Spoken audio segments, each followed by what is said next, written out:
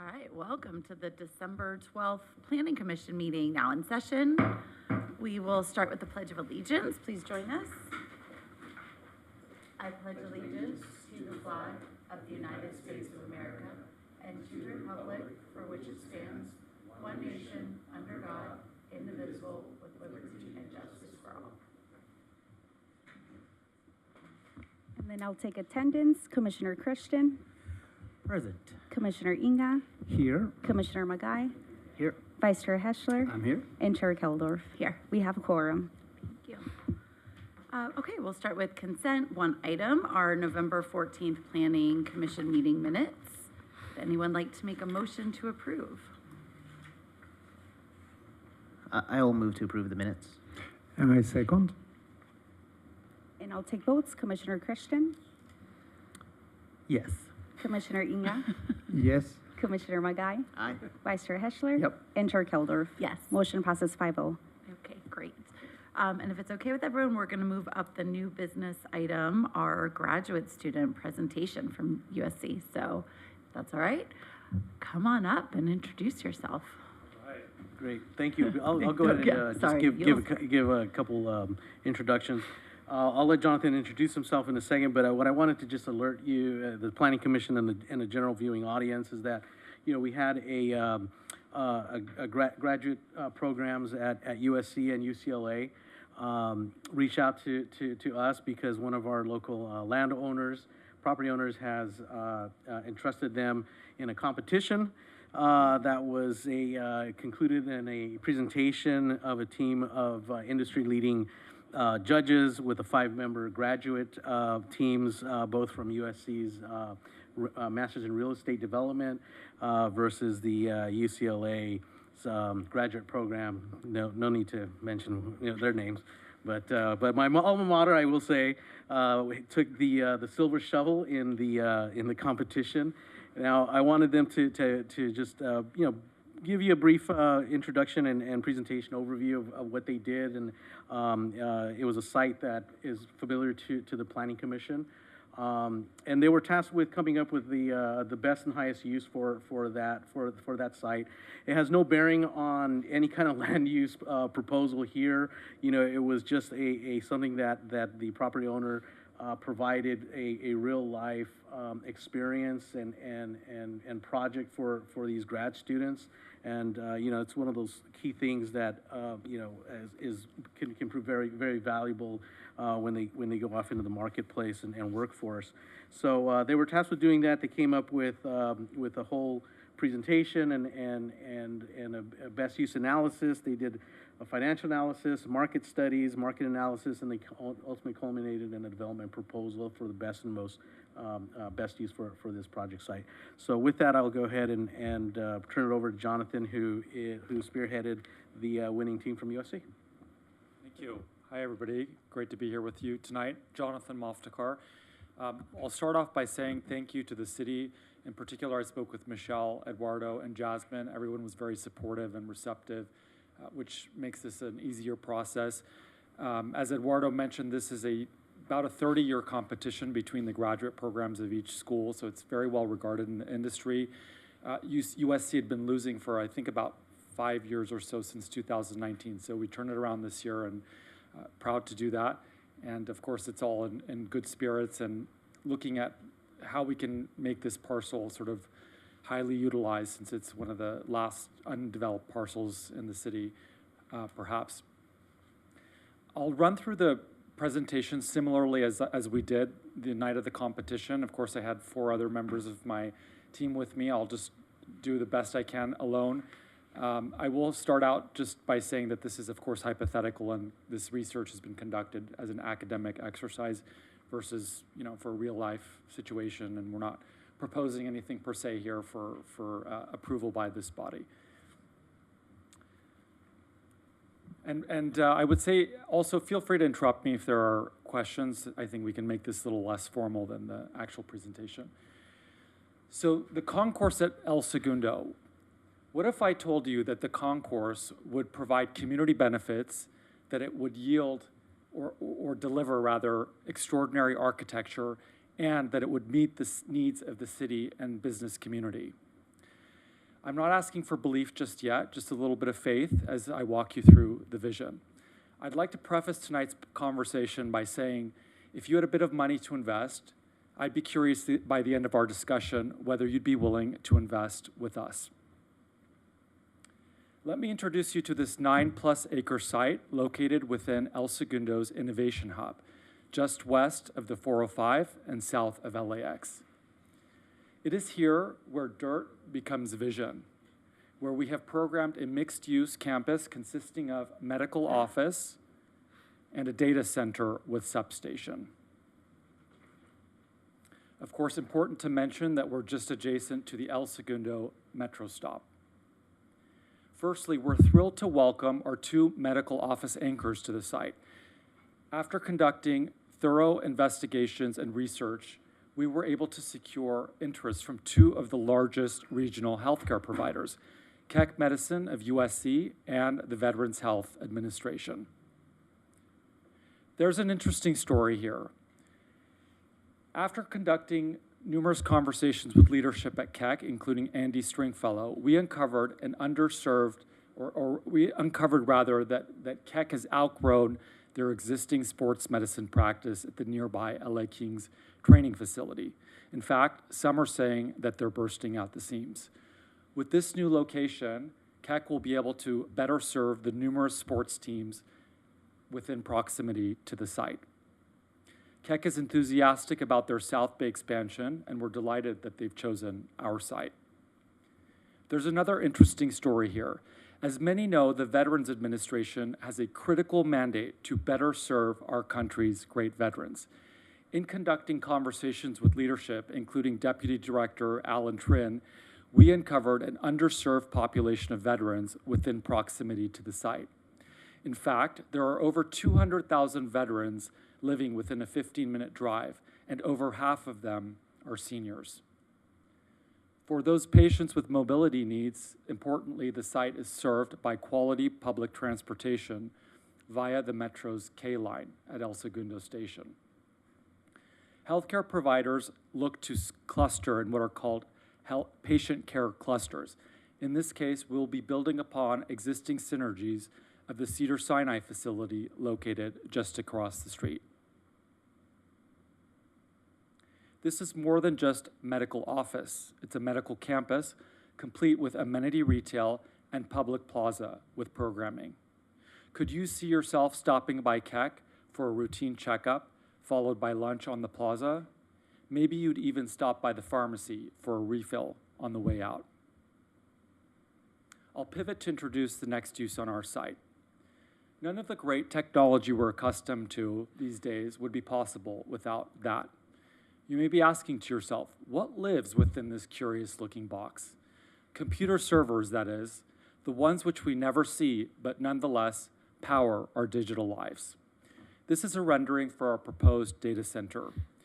According to Blackstone, data centers are the greatest play in real estate right now, with McKinsey forecasting a near doubling of market demand in the next 10 years alone.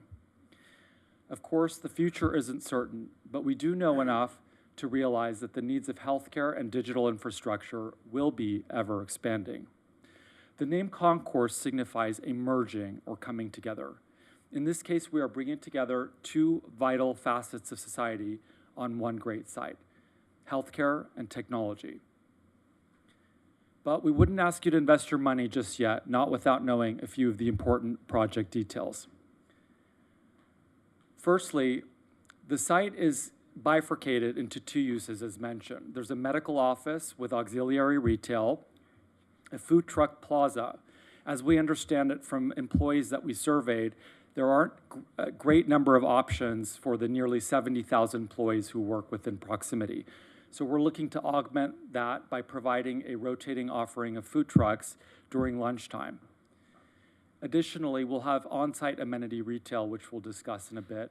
As you can see, the parking garage, data center, and substation, which are typically considered less beautiful aspects of our built environment, have been sensitively designed, including murals, green roofs, and facade architectural elements, which I'll get into in just a bit. Discussing placemaking is top of mind for any mixed-use campus these days that wants to be successful. As mentioned, we'll have a food truck plaza, garden-like walking paths throughout the site, which will have direct access to the metro station onto our site. We'll have a programmable lawn, which lunchtime users can use, and additionally will be available for programming such as yoga classes, which ties in well with the healthcare use.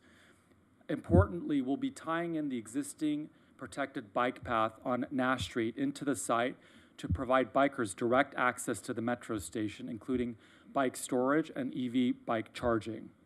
Finally, we'll be paying approximately $6 million of public arts funding into the site directly through a sculpture garden and other elements such as a very well-designed structural facade, which we'll get into in just a bit. As mentioned, we'll have amenity retail, which will serve the medical office population, including a proposed optometrist, healthy food option for lunch, and a juicery. Just highlighting our medical office anchors here, importantly, in securing these tenants, we're able to make this a viable project. Spec medical office is not a possibility in today's environment. In fact, most financial capital markets providers will tell you that you need to be at least 70% pre-leased. Getting into the design elements referenced earlier, we decided to pay homage to the area's historical past with aerospace and defense. As you can see from the left-hand imagery, the motif is a rocket-like shape that has been incorporated into the facade of the data center with a gradient of colors, creating a visual element of texture for interest to passersby and also visiting the site. Just briefly getting into the proposed timeline for the site, we will be pursuing permitting and site work in the first quarter of 2025 for both projects. They are slightly different in their delivery dates. The data center has a longer delivery just because of the substation component, which we'll be working with SoCal Edison on. It will be delivered in the first part of 2029, whereas the medical office will be delivered in 2028 in the second half of the year. And these are details that I'm happy to answer questions about in terms of the execution. Just quickly touching on data center demand. You can see from this graph that there has been about a 100x increase in usage with the introduction of social media, cloud storage, streaming, and now artificial intelligence. And that is only projected to increase. Importantly, El Segundo is rumored to be a landing point for numerous undersea cables from Asia. So it is the opportune location for a data center, and of course playing into the fiber that is present as a result of the aerospace and defense industry cluster. Finally, in working with SoCal Edison to build a substation, we're able to secure power, which would be cheaper than other data centers, approximately up to 40%. Less expensive, I should say. Finally, there's always concern about future-proofing these buildings since the servers do change and the technology as well. To do so, we've consulted with numerous industry players and have decided to increase the floor load capacity for potentially heavier servers. The NVIDIA servers are some of the heaviest that have been developed. Additionally, we'll have greater floor-to-ceiling heights, and it will be a secure facility with 24-hour security, and including a gate. And additionally, we'll be sourcing 100% renewably sourced energy from SCE with additional levels of redundancy and just overall Class A in terms of the build. Importantly for the city, as referenced, there's a quote here from our illustrious council member, in that the revenue for the city could be up to 3x any other use via the 3% utility user tax. So while we're providing a public benefit in a medical office building on the northern portion closest to El Segundo Boulevard, the data center is less of a public interfacing development, but nonetheless does serve the needs of the community in terms of the utility user tax generated. Finally, Just touching briefly on the current environment where lenders remain cautious, particularly with construction financing, but additionally, the construction costs have been elevated for some time since COVID-19, but continue to remain elevated. This project delivers the tenants and programming necessary to make this a reality. I won't get quite into the financials, but happy to answer any questions about that if you'd like. We certainly discussed that during the competition presentation. This is a proposed JV structure. In sum, we believe this project represents a triple win: a win for community, a win for the ownership, and importantly, a win for local business, including the Innovation Hub at El Segundo. But don't take our word for it. Trust the 70+ experts we consulted with during due diligence. And thank you for your attention, and I'd like to open it up to questions. Thank you, Jonathan. We had a little bit of time to talk, so I would love Absolutely. to hear some questions from fellow planning commissioners first. Is this the property that's the linear park that El Segundo passed up on? Or is that included in this parcel? You may not know about the history of that. This was so this is obviously in the El Segundo South Campus specific plan. It was never developed to my knowledge. The only dedication that I understand is they provided the Metro's park and ride lot to Metro, but I think it's always been private, and I don't know if any public. Yeah, that includes the property that was offered to the city right along the train tracks. And some of that parcel is zoned open space, so it's 9+ acres, but only about 7 or so are actually developable, since the remaining Gotcha. is So the open space are the bike paths and the art exactly installations and right. stuff. Exactly. No, I'm just still impressed, that's not the right word, that the city passed up on that land, but that's neither here nor there. I see. Yeah. Well, it's being marketed for sale, so there's always an opportunity. As well it should be, yes. I do want to clarify, just the open space piece was That's correct. the portion that was offered to the city. And so that is the piece that runs underneath the metro line. Right. No, I understand. Yeah. Okay. Thank you. And of course, per the development agreement, I believe there's a requirement for an ADA accessible entrance to the metro stop. So I think it sort of naturally serves to have the adjacent open space as well. Makes sense. Great. I'm curious, because I work in the infrastructure kind of space. How does it get to the cheapest or cheaper electricity costs? Are you Great question. building your own substation? We are, yes. So we did quite a bit of research on this, and we actually spoke with Todd Sword at SoCal Edison. I don't know if you're familiar with him, but he's in the business development sort of area and has worked on numerous substation builds for clients, let's say. So we were told that SoCal Edison would actually fund the construction, and because this is infrastructure sort of serving the grid, the power, the cost of the power would be up to 40% less than if we were to get transmission power, transmission power direct from one of the substations nearby. So it would trigger a new substation, I assume, because it's a data Well, center. So it's gonna I think we're proposing a 49.5 megawatt data center. And so for that amount of power, we would likely need an on-site substation. If we were to do something similar to Digital Realty next door, which is, there are different types of data centers. That's called a, not a retail, it's a colo space. And that's a lower, so they'll rent out multiple rooms to different sort of tenants. In this case, this is what's called hyperscale. We're looking to attract a Google or AWS. And they would take the whole building. And so you would need a certain threshold or meet a certain threshold of power. In this case, we're going for 49.5 specifically because anything above that triggers additional review with the state of California. But to answer your question more directly, the available power, I think, is maybe up to about 15 megawatts without a substation. So substation becomes sort of necessary for this. Okay. And the parking structure looks fairly large. I know medical uses, office building, they have a high, I guess, parking space requirement, but the other uses, I mean, how many spots are there?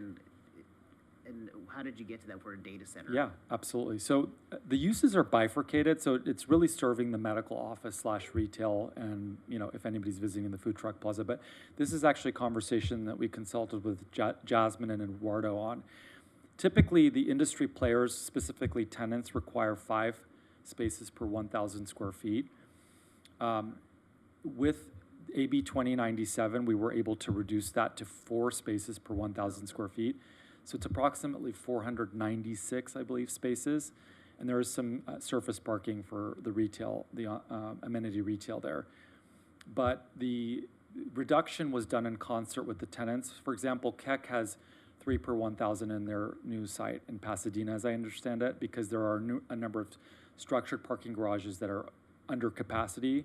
And so they're able to utilize existing parking infrastructure. So it just depends. In this case, the VA, you know, has an idea of their patient population and potentially their employees using Metro.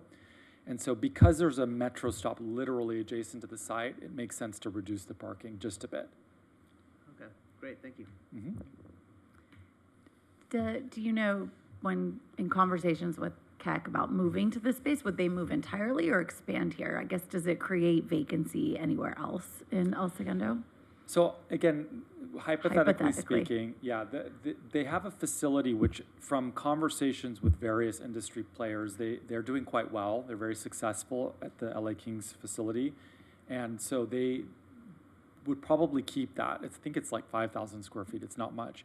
This would be in the realm of like 40, 50,000 square feet. So it would build upon that synergy. And again, there's clustering with healthcare providers, right? So the fact that Cedars is now there, and Cedars actually also has a cardiology practice not too far off, I think right around where Mattel is, or in that general direction. So this would be building upon those synergies. And, you know, there are numerous sports teams in this area that they could sort of gain exclusivity to in terms of serving the sports team. Is the Keck facility separate from the VA, or do they? Yeah, that's a great question, because we also looked at putting in a Kaiser, for example. We spoke with the head of real estate there as well, which would take up the whole building. In this case, we spoke with Keck and VA, and it was interesting because they didn't seem to have a problem with co-locating in one building, which was important because we just didn't have the room to program another building the way we've designed this. So Keck wanted to be on the first and second floors because they would have imaging, and some of that equipment is very heavy. And then the VA would be a primary outpatient clinic, so it didn't really matter for them to be on upper floors. And, you know, there's always an option to create sort of a separated lobby, you know, different entrances, that sort of thing. That's a design thing. But yeah, they would be in one building. So it'd be a 4-story building. First 2 floors would be Keck. Next 2 floors would be the VA. Great. Yeah. Thanks. Yeah, and I wonder, I don't know much about the VA other than I read different cities have, you know, they're a very underserved organization. And, you know, you look at the whole facility in Brentwood that, you know, went away and now it's coming back. And I just wonder, where do VA members go now? Yeah, so they obviously have the West LA facility. Our discussions revealed a population, particularly around Inglewood, that's underserved, and this would be within proximity to that. Interestingly, the new K line route actually serves direct to Inglewood Station. I mean, that's not up and running quite yet, but it will be. So we thought that was very interesting because there are people who would utilize the train, right? Yeah, Which is I would hope so. Yeah, which is great, and which is the whole idea of why we didn't do. We had a lot of people telling us, "Oh, just do industrial on the whole site, or just do a big data center like on the whole site." So we really wanted a public use. We insisted on a public use, especially because of the metro station being right there and the connection to that. So, but yeah, so there, you know, and it's government, of course, they move in their own way, but there would be a need for something like this in this population or in this area. And as I mentioned, the stats speak for themselves. These healthcare providers, they do a lot of proprietary analysis, but one thing they shared with us is they look at how many people live within a 15-minute drive that they could serve. And in this case, there are 200,000 veterans, which is a lot. Yeah. And then over half of them are seniors. So it's a pretty sizable population. Well, congratulations. Clearly, USC won, so you had the superior plan. I am curious if there was a great difference in the concept that the other team presented, just in terms of usage, if that surprised you? Yeah, it's a great question actually, because it ended up coming up in the Q&A session because UCLA proposed a very large retail project on the northern portion, which is also public facing, approximately I think 30,000 square feet with no anchor. And then they also proposed a data center on the southern portion, but they were using a lot more space than we proposed to use, meaning they were getting further north on their site layout. Of course, I didn't study it very well, but from what I could tell during the presentation, we looked at everything because the market is very tricky right now. You can't really do office, which is kind of the idea for this site. I think initially, you know, hotel has its challenges, a lot of challenges, which I could get into. We looked at industrial, as I said, which, you know, could have been viable, but it's just such a great site for putting, you know, a use like that. With retail, we talked to a couple important players, one at Federal Realty, which has The Point. They actually, I believe, still own The Point, and I think they developed The Point. We also talked to Regency Center, somebody at Regency Centers, which is a huge REIT in the retail space. And we actually realized through those conversations that we would need to, and somebody else at TA Realty, we realized that we would actually need to subsidize even our tiny little 4,500 square feet of retail, because the retailers just, you know, they need the frontage, they need the foot traffic, they need the parking, they need all the things. And luckily at this point, you know, El Segundo and the South Bay have these great retail offerings, right? Like The Point, Manhattan Village, et cetera, et cetera. And you really have to compete well if you're going to do that.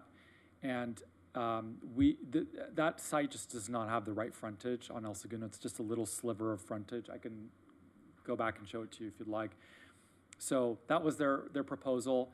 I think it probably would have been better to do an anchor with the retail if that were the case, some kind of anchor, because it's just 30,000 square feet is a lot of just retail. In particular, when there's a lot down the street that's sort of already in the area. Yeah. That makes sense. Anything else? No? Okay. Thank you. Thanks Really so much, you interesting. guys. Nice work, Appreciate- congratulations. Thank you. Yes, Appreciate the congratulations. hospitality. Thanks so much. Fight on. Absolutely. Fight on.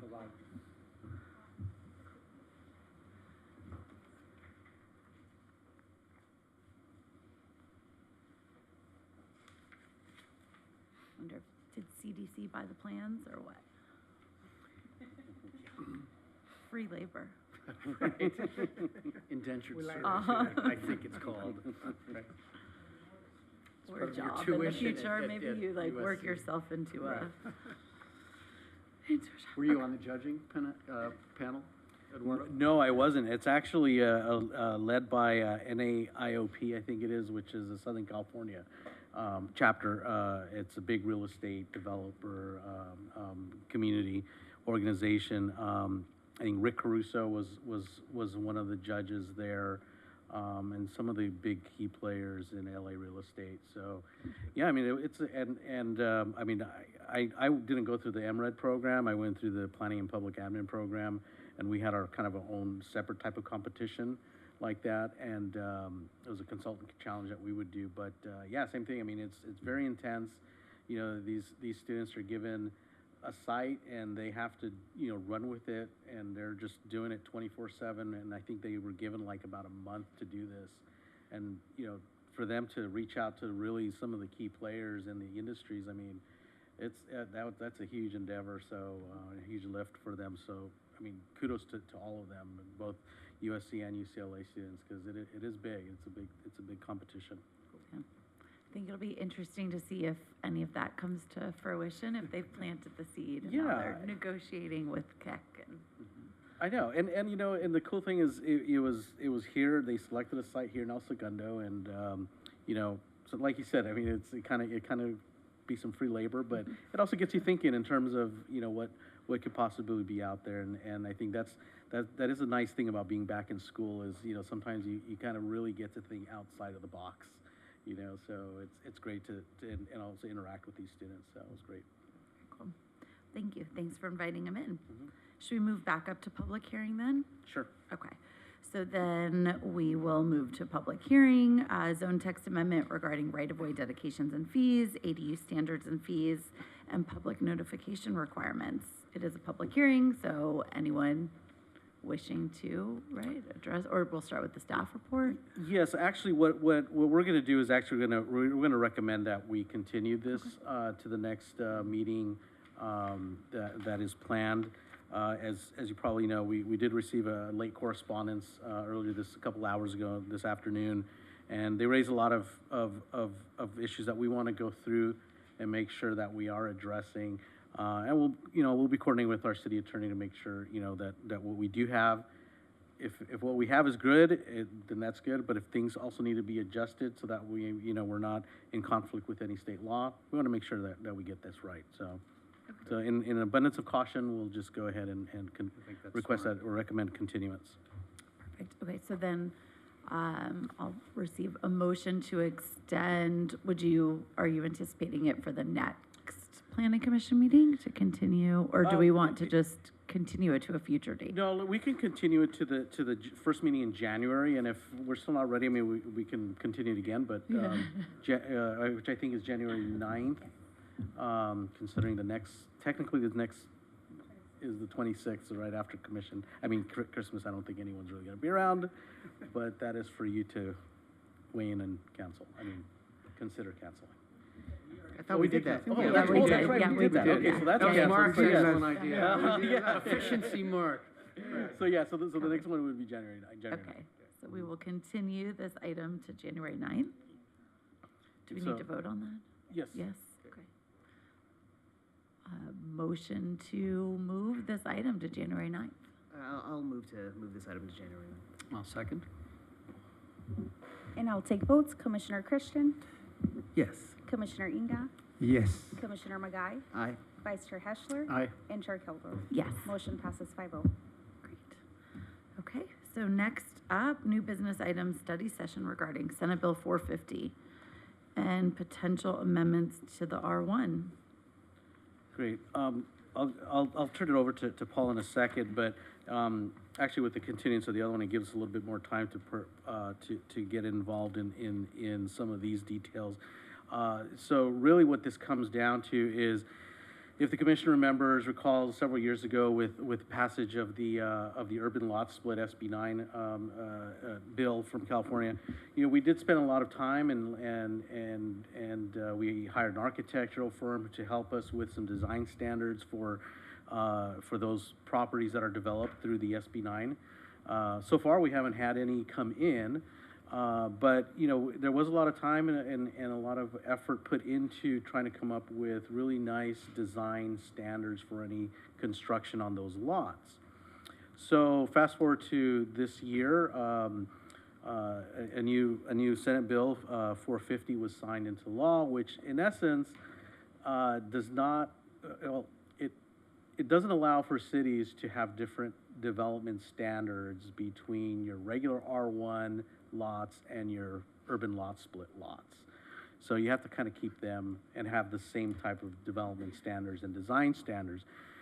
So because we spent there was a lot of effort on both staff and the commission's time to, come up with some really good considerations and standards, we just felt that this was a good opportunity to kind of lay it out side by side in terms of what SB 9 requires versus the regular R1 standards.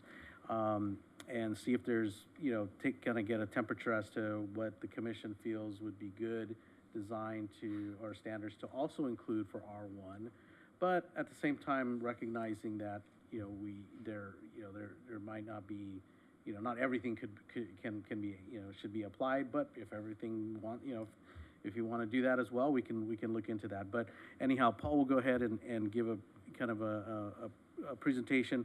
And I think the way it's set up is, we kind of hit some of the low-hanging fruit in terms of real easy wins, and just need kind of your concurrence. And if you feel that there's an issue with those, definitely express those. But I think it's good to have this dialogue, so that way we can, come away and bring back an ordinance that effectuates what you decide and, whether, some of these design standards should be applicable across the board, or if there are some that are, just don't feel that, they're not really necessary. So with that, I'll go ahead and turn it over to Paul. Okay, great. Good evening, everybody. Eduardo covered some of the things that I was going to say at the beginning, which is great. In 2021 is when Senate Bill 9 was passed by the state, had regulations on subdividing single-family lots into two, and then regulations regarding developing each of those lots with 2 units. The city responded quickly within a few months. We had study sessions with you, and we developed regulations to regulate consistent with SB 9. And the regulations had objective subdivision standards and objective design and development standards for the new residential. We have not received any applications to do that since then. Senate Bill 450 prohibits cities from having objective standards for urban lot splits that don't apply uniformly to the single-family residential zone. So anything that we require for these, I'll call them SB 9 lots or urban split lots, has to apply to all R1 lots. The only exception being if they are more restrictive, less restrictive standards. So if in the R1, for instance, we require 5-foot setbacks, if we require less for urban split lots, that's acceptable according to the state law. But we couldn't require more for urban lot splits. So our objectives, just like Eduardo said, was to kind of compare our standards for the urban lot splits in the R1 zone, find those that are inconsistent with the R1 and inconsistent with the state law, and then kind of make some decisions about which standards we want to keep and maybe apply them to the R1 zone more generally, or remove or make other changes. So we'll just dive right into the standards. I just want to let you know we split up the standards into sort of 2 sections. The first few slides that'll follow deal with architectural design. These are sort of standards where we may need a little bit more discussion on, and we've provided a few options for the commission to consider. There are other options, but we've provided a few. Towards the end of the presentation, there are standards where things were pretty straightforward when it came to what the state law said, and we have recommendations from staff for those particular standards, but there's other options as well. So we'll dive right into it. So there's a standard regarding entry orientation for these urban lot splits and the new units that would go on each of those lots. So the standard is to require one of the entries to the house that faces the street to be visible and sort of face the street directly and be visible. The R1 zone does not have a standard like that.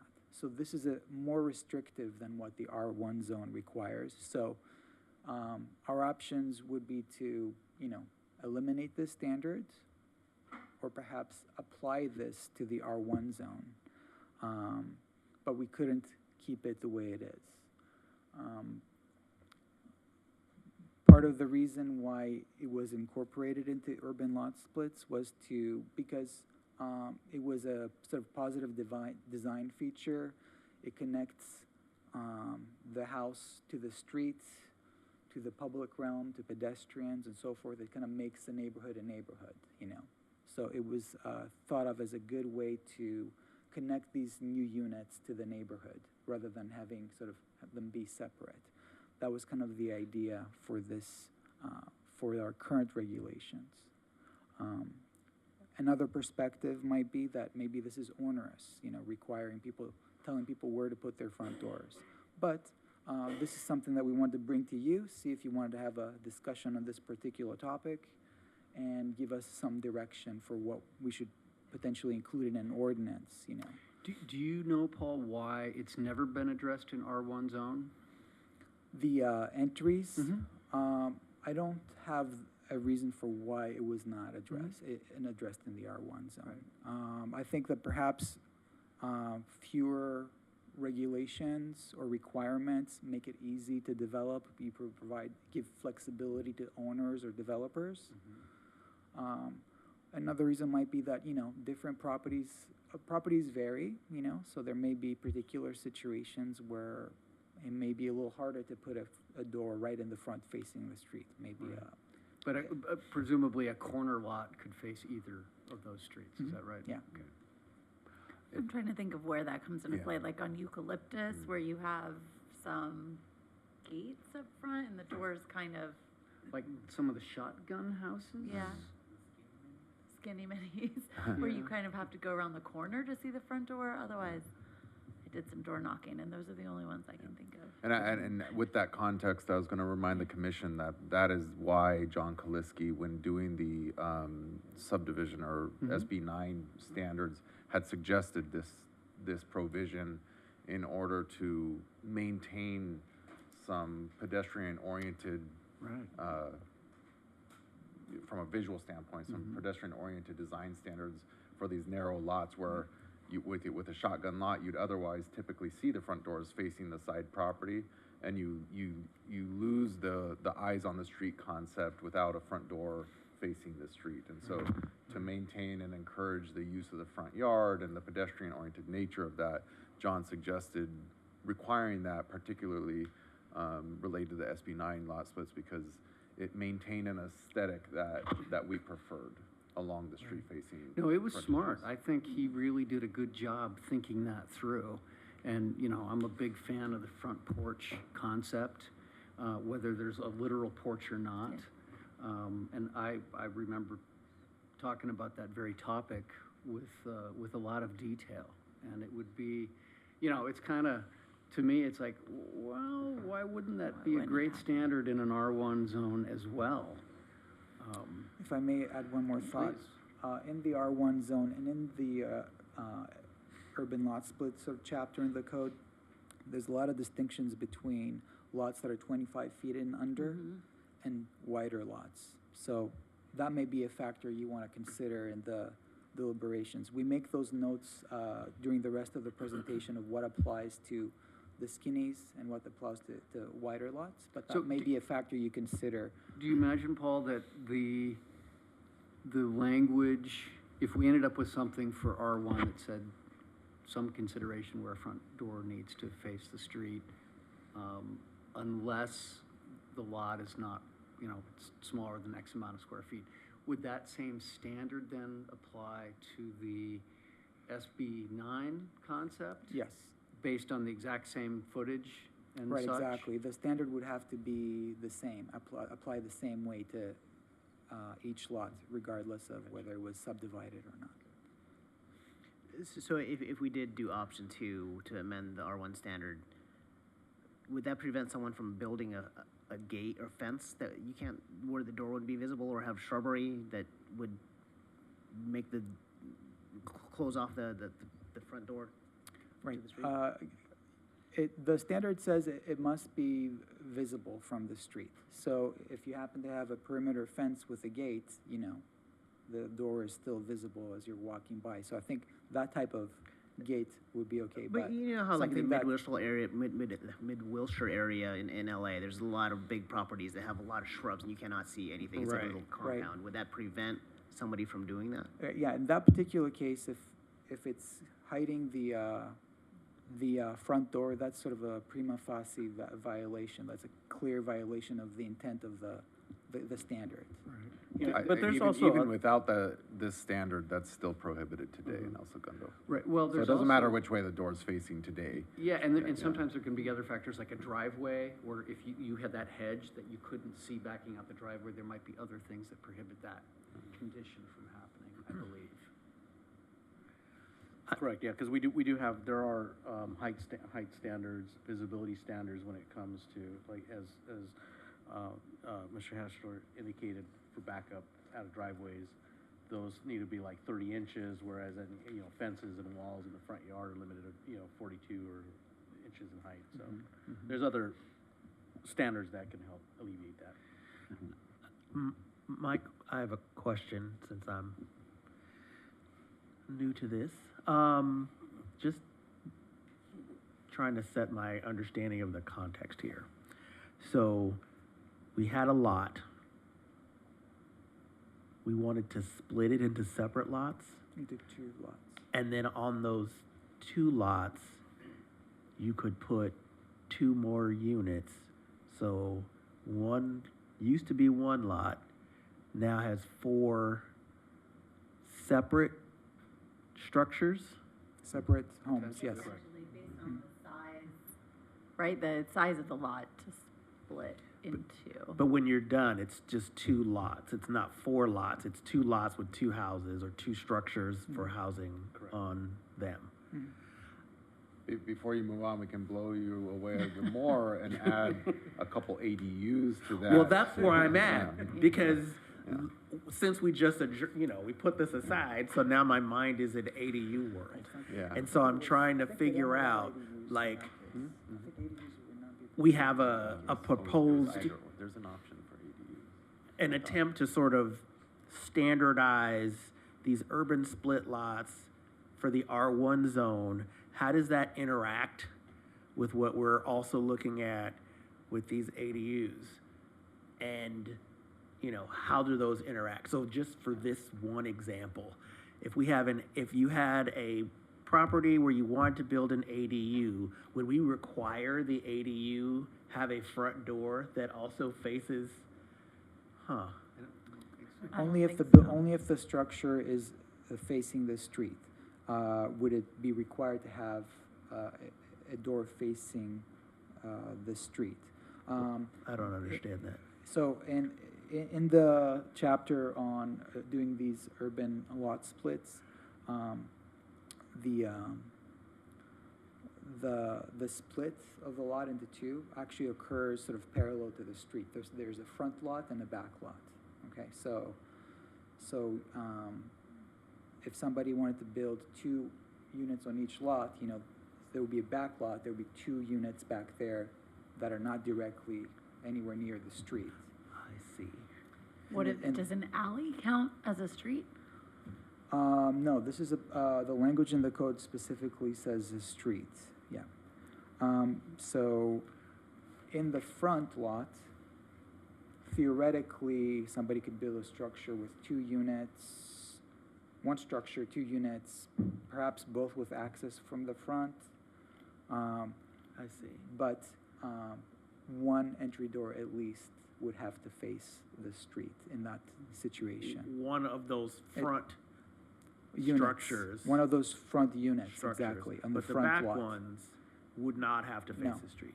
So in the example we were just talking through, where there's like a flag type lot, that back unit doesn't have to have their front door facing the eucalyptus as that example. That's They right. wouldn't have to do that. Yeah, the point is for that door to be visible from the street, and it's not gonna be visible, so it doesn't matter which side of that back building the And, door is and on. so that's the difference between one of those lots and this urban split, because the urban split, that back lot wouldn't have that requirement. It just That's wouldn't. right, it only Okay. applies to the building that faces the street, that front facade of that front building. Mhm.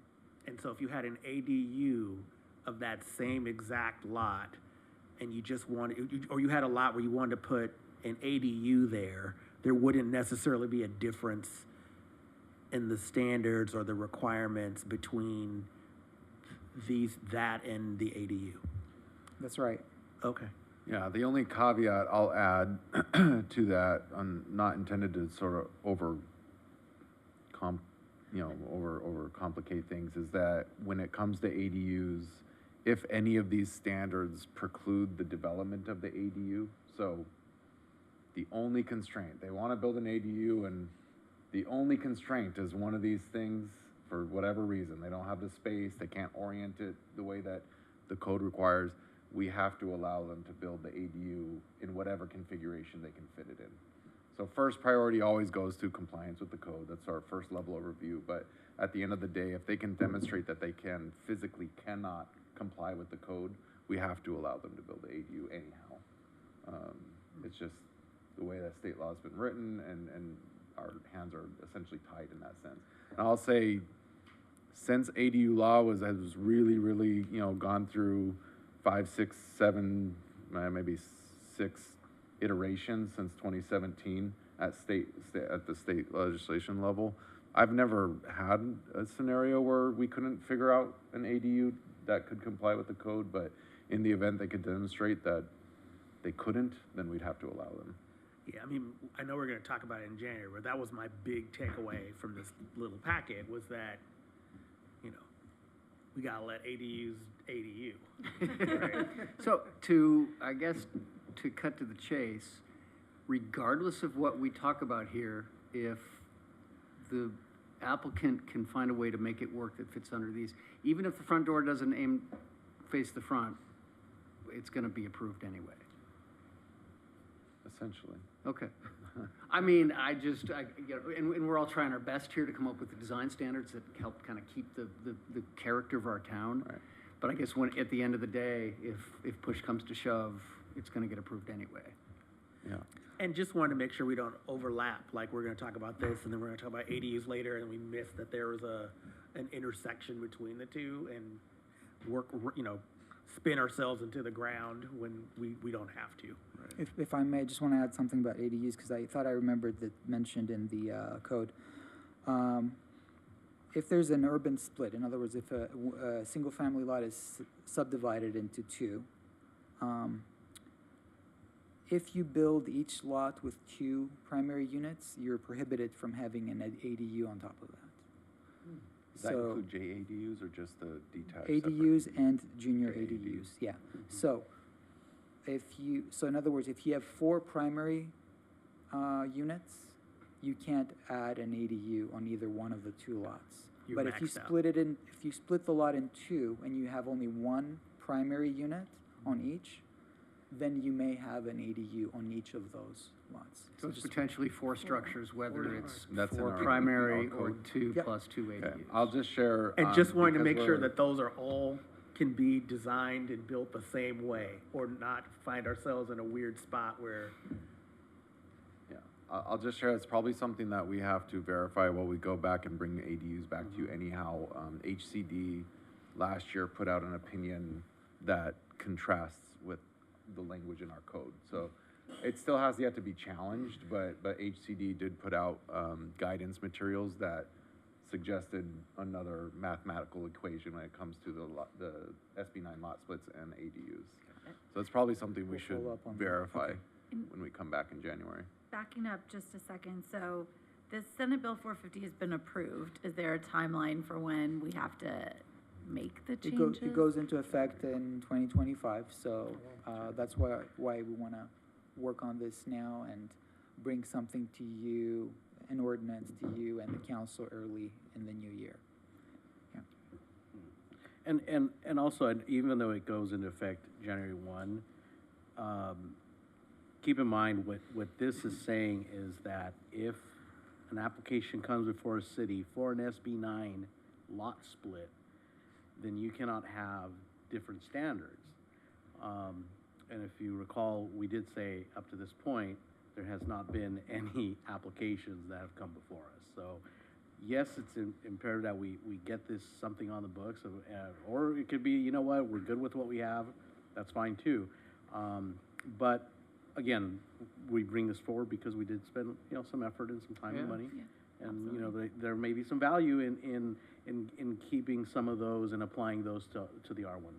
Is it your sense that there have not been any applications because of the standards that have been created? Or do you think that regardless of what has happened, just no one has come forward and said they wanted to split their lot? I think from our staff perspective, I think in our meetings we've had, there's been a couple of inquiries about our process, but that's been about it. Nothing has come to fruition, obviously, nor has there really been yeah, you know what, let me, because we even have a preliminary, application process that folks who go through to get some preliminary feedback, you know, for potential development. And we haven't even had that come before us, even as a pre-app. Do you have a sense of statewide what the response has been?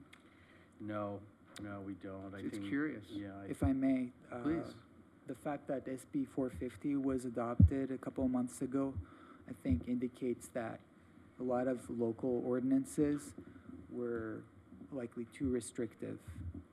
And Makes sense. the state basically did what it does with ADUs, right? It sees what cities are doing, and then it comes back and fills those holes so that cities can't restrict the development. So, yeah. I was trying to look it up, but I couldn't find it fast enough. How old is SB 9? It was adopted in 2021? 2021. So 2021, okay. yeah. 3 So years. 3 years later, we decided we needed to do a course correction. Right. Okay. Well, the intention is Welcome to to, California Yeah. legislature. yep, that's right. The Yeah, last Yeah. the 7 years. the intention is to increase, you know, home availability. And so that's where their head's at. I think there's a little bit of a sort of a running battle, if I may use the term, between the state and cities. The state adopts legislation, the cities respond. Some of them are restrictive and try to kind of discourage certain developments, and then the state comes back the next year and starts to kind of make changes again. So there's this, you know, back and forth going on the last few years. But speaking of entry orientation, anybody have any opinions on whether to include that in the R1 zone as well, or with some restrictions, or are you inclined to say, no, we won't impose this on every lot in R1? What is your sense on that topic? I mean, I think, you said it, I think it's a good, I would rather, I think, see it included in the R1 across the board than have to give it up on the urban lot split. But that said, I'm assuming there's some sort of a feedback mechanism where if all of a sudden somebody comes in and wants to build a home or renovate a home and they're freaking out that they can't fit their front door on the street, then there's some communication. I just don't know that that it happens right now. Uh-huh. Did you have any thoughts on making a distinction between lots of different widths or sizes on that topic? Well, you know, the shotgun lots seem to have done a pretty good job of that. And are there some side entrances on those things? I guess that's my question, is it considered a side entrance? You know, like, Is it right on, it's are right on they? the 'Cause corner? you walk in, it's got the low gate in front, and you just kind of have to go a little bit around a nook. Yeah, but it's still kind of in front, right? I mean, it's set back. It is, so I just Yeah. don't know if it counts. To as me, a that side. faces the street. Yeah. If you would like, if you're so inclined, we can set some parameters, you know, or to make it open to that possibility. In other words, tweak the language to allow for that particular situation or something to that effect. Yeah. You know, I still stand by, one of my big goals here has been to create pedestrian-friendly environments. And to me, the front porch, the front entrance, is a tenet of that. You know, I can think of a couple older houses in El Segundo that the entrance is on the side, which means the whole front is a garage. And it's like, Yeah. oh, that's a garage house. Yeah. And that's kind of the joke in our head. It's like, there's a garage house. And it's not cool. I mean, and again, I don't want to infringe on property rights, but it does have a different feel in the neighborhood. And so I would be a fan of trying to find a solution that it does work for R1 so that we're not deleting it from the urban split planning. So when you say shotgun lots, do you mean, is that the same as a flag lot? Not necessarily, just skinny, long and skinny. Okay. Yeah. Because the flag lots, I mean, clearly you're not going to see the front door, so I think those should be exempt. And I Well- think I remember this, you remember the ADU that we approved on the flag lot, it's on Maple, because it fronts Maple, And at the time, we were told that was maybe the only lot in existence like that in all of El Segundo. I don't know if Yeah, that's one of my buddies is an architect who lives on a flag lot, and he's got the front house, and his front door faces the front, and, you know, had it been on the side, his entrance would have been the driveway on that flag lot, which would have been kind of awkward anyway. So I think even on a flag lot, because it's the front lot we're talking about, it works. Yeah, I'm thinking about the flag lots on Maple, and you don't even see the house. There's two there, they're behind the other house, Yeah, right? But then there's yeah. a long driveway, so I don't know how you But- could make that. But wouldn't that flag lot be exempt because it is technically a rear lot Yeah. in that case? I mean, it's a separate, it's a standalone property, so yeah, I don't know if it would be exempted. Well, the way this particular standard is written, it talks about that front unit that faces the street. If you wanted to make that clear, we can add language that says, yeah, we're talking about Got the it. front structure, the front facade of that structure, if you would like us to make it extra Yeah. clear. Yeah, And then apply it to the entire R1. right. If that's what the commission And, would like and, us to do. and to yeah. be clear, this is new construction, right? This is not, Yeah. if someone wanted to do a major, or I'm sorry, a renovation on an existing house that is non-conforming, are they exempt if they're just doing kind of a remodel of sorts? Typically, yes. The rule that we use is if 50% of the structure's walls are kept in place, Mm-hmm. then we treat it as a remodel project. But if more than that of the structure is demolished, then we treat it as a new construction. My one more, sorry, so you can move on, I'm sorry, I apologize. Don't apologize. When so I'm thinking of the example of when you have a corner lot.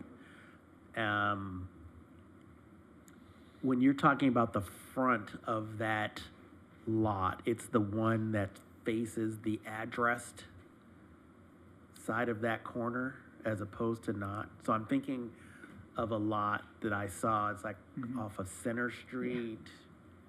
Yeah, Center and Maple. I Yeah, think. somewhere around in there, and it's a corner lot, and the front door is not on Center. The garage side is on Center. So are we saying, well, that would be okay because it's probably addressed to be on Maple versus being on Center? Does that matter in terms of what orientation we're talking about forcing? That is actually a very good question, and I'm gonna kind of turn it around and ask you. What do you think you would like to see in a situation where you have a corner lot and perhaps you have more than one unit facing a street? You know, you have the front lot facing the narrow side, and you have a structure facing that side, and perhaps the second street. And then you have perhaps a rear house on the back lot facing the side street, the longer frontage. What would your inclination be in that case? Would you want each of those structures that faces a street to have a door, an entry, at least one entry facing the street? I think there are two questions there. Yeah. The first one being the street address, which I kind of think is irrelevant. Okay. Only because if you're on a corner lot, both sides face a street. And I feel Yes. like even if your address is this street, but you elect to orient your front porch on this street, for whatever reason, you're still oriented to a pedestrian street. And I think that would qualify, Okay. I think. Okay. All right. Because I don't I know didn't- what I their, didn't- I I don't know what their wasn't street sure. address is. Yeah, well, you know. Yeah. So whether that person thinks they live on Maple or they think they live on Center. I can tell you that they tried to get the address changed because it bothers them that the mailbox is not Oh, interesting. by the door that they actually go in. I And don't then know it if we're just talking about the became same place kind because of I feel like so annoying many of thing. these questions are Yeah. like similar. So But I don't think it matters visually. I think, Those are first world problems. yeah, right that's a there. very first world Right. problem. They said, we'll walk to the mailbox, it's Okay. fine. So that back lot, it sounds like the commission is inclined to say if that back lot faces that side street, they should have at least one door. entry Yeah, facing yeah. that I think Facing that that would be street. nice, yeah. Okay. Okay. So you could have two structures or say on a corner, and as long as there's a door facing either one of those streets, we're good with that. Yeah, Okay. And we can clarify the language if it's not clear in the standard today, to address that, okay?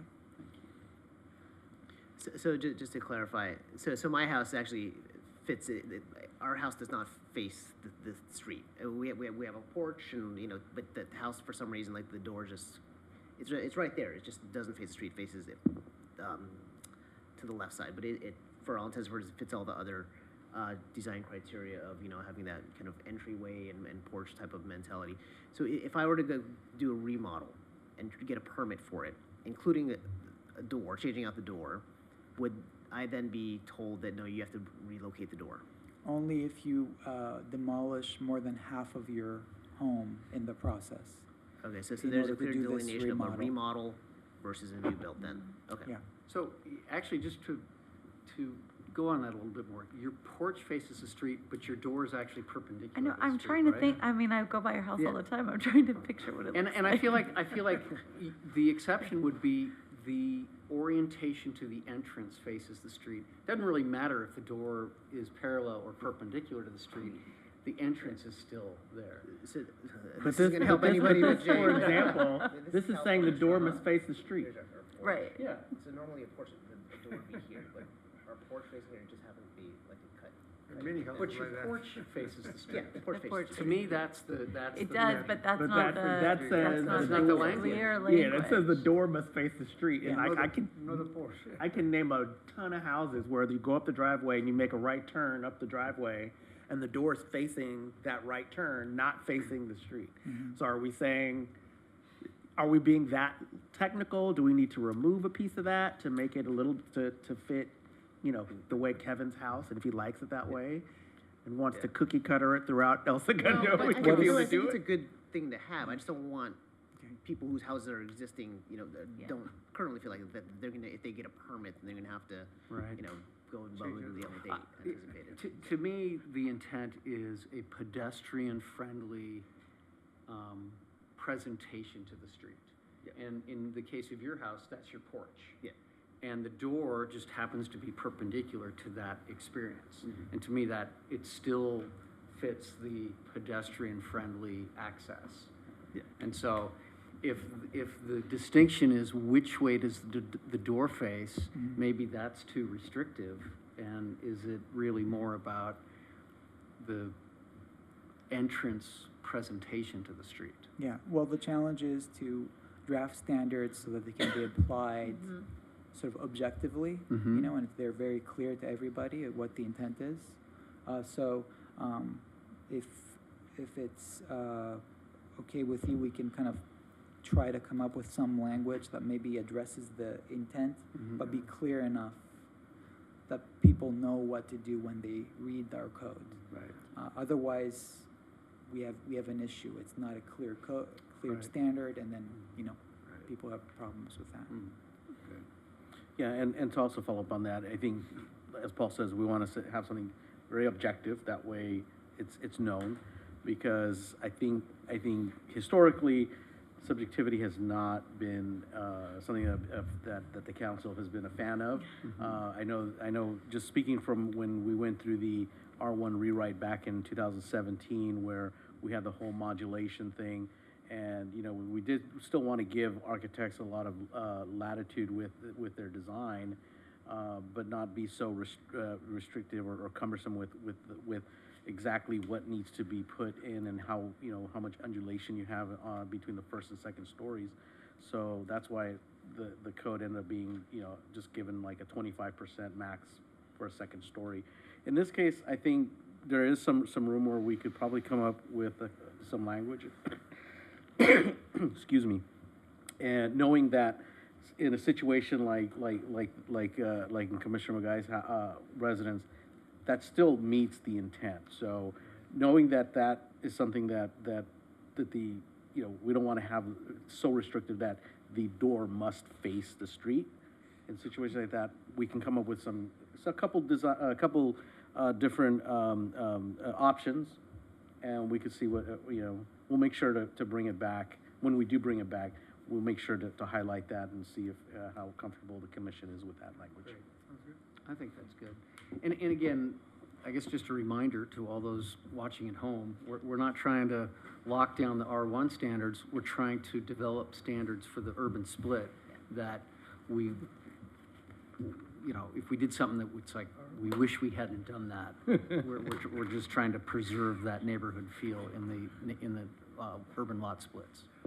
Was this the low-hanging fruit you were talking about? No, these are, I put the harder discussions up first because I figured. Oh, Smart, there you Paul. go. So smart. Good job. I was like, these are the easy ones? What's I coming up? didn't want to tire you out at the end and not be able to thank, you know. So good. And I will say though, if the commission feels like, you know, they need a break, we can always resume this discussion. Maybe just a preview of coming attractions. How many different ones are we talking about? I can do that for you if you want. We can just go through each slide real quickly just to see the topic, and then we can come back to the next one if that's, yeah, sure. Okay. Just wanted to look at the numbers. So we have about 12 or 13 slides, and the first half is this type of discussion, and the second half is a little bit more straightforward. So I'll just show you real quickly. So mass and bulk, second level. In the urban lot splits, we have a standard that says the second level must be 90% the area of the first level. In the R1, we have a different standard depending on the width of the lots. Maybe. Yes. There's an FAR standard for the second level and on wider lots. On narrower lots, the code regulates it by just the lot coverage. It doesn't have any massing sort of regulations. Garage offsets. In the urban lot split regulations, the garage must be offset from the living space, you know, at the front. So either 3 feet behind the living space or 3 feet in front, just an offset. The R1 standard says, no, it must be 2 feet behind the living space, set back away from the street. Regarding height, the urban lot split has a hard 26-foot height limit, regardless of the design of the roof. In the R1 zone, there's a maximum of 32 feet for pitched roofs and a 26-foot for flat roofs. Landscaping requirements. In the urban lot split regulations, we require 2 large trees in the front yard of wider lots, 1 tree in the front yard of narrower lots. The R1 zone does not have a tree requirement. It does require that all front yards must be landscaped, and it has some generic language that says ground cover, shrubs, trees, but it doesn't specifically say yet must be a tree. Although the R1 zone has this standard that says you must maintain at least 25% of the front yard landscaped for the narrower lots and 35% on the wider lots. The idea is to preserve some landscaping. There is no provision like that in the urban lot split regulations. And it's landscape versus hardscape? Exactly. Is that what that means? Okay. Mm-hmm. Yeah. We'll come back. Yeah, we can come back to that. Porch or veranda. The urban lot splits regulations require the homes to have a porch or veranda in the front facing the street. The R1 zone does not require it. It does allow for encroachments into the front yard setback for folks that want to have a porch or veranda, but it doesn't require it. Now here's where we get to slightly more straightforward regulations and differences. Vehicular access to the lots. The urban lot splits lots have an exception when it comes to access from the alley. It says all access must be from the alley, if there's an alley behind the lot, except when 80% of the lots on the block have access from the street. The R1 zone is pretty straightforward on that. Maximum driveway width, the urban lot split regulations have a maximum of 10 feet for the width of the driveway onto the site or through the site. In the R1 zone, that driveway ranges from a minimum of 10 to a maximum of 20 to 28, depending on the width of the lot. Tough to get a 28-foot driveway Two, with two, yeah. Yeah, if you think about two and three car garages, that's where that kind of thing comes into play. Floor area maximum. The urban split lots, they have a per unit maximum. The wider lots are restricted to 1,000 square feet. The narrower lots to 850 square feet per unit. We don't have a per unit maximum in the R1 zone currently.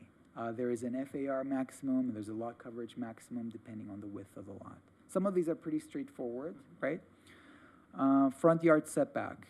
The urban lot split regulations require a minimum of 22 feet or the prevailing setback on the same block, whichever is less. So it allows more flexibility there. So technically speaking, that's a less restrictive standard that in theory could stay in the ordinance. The R1 zone is pretty straightforward, 22 feet. And prevailing setback means whatever the least amount of setback by any other residence on that There is a street. formula in the code. Okay. I didn't want to put it on the Okay. slide, but it takes all the lots on the block, eliminates the highest and the lowest setback, and then takes an average of the remaining Gotcha. lots. Okay. Front yard encroachments, this is sort of a cleanup or item. The urban lot split regulations were adopted shortly before we did a cleanup of the code a couple of years ago. And they still refer to old sections regarding encroachments in the old R1 before we amended it.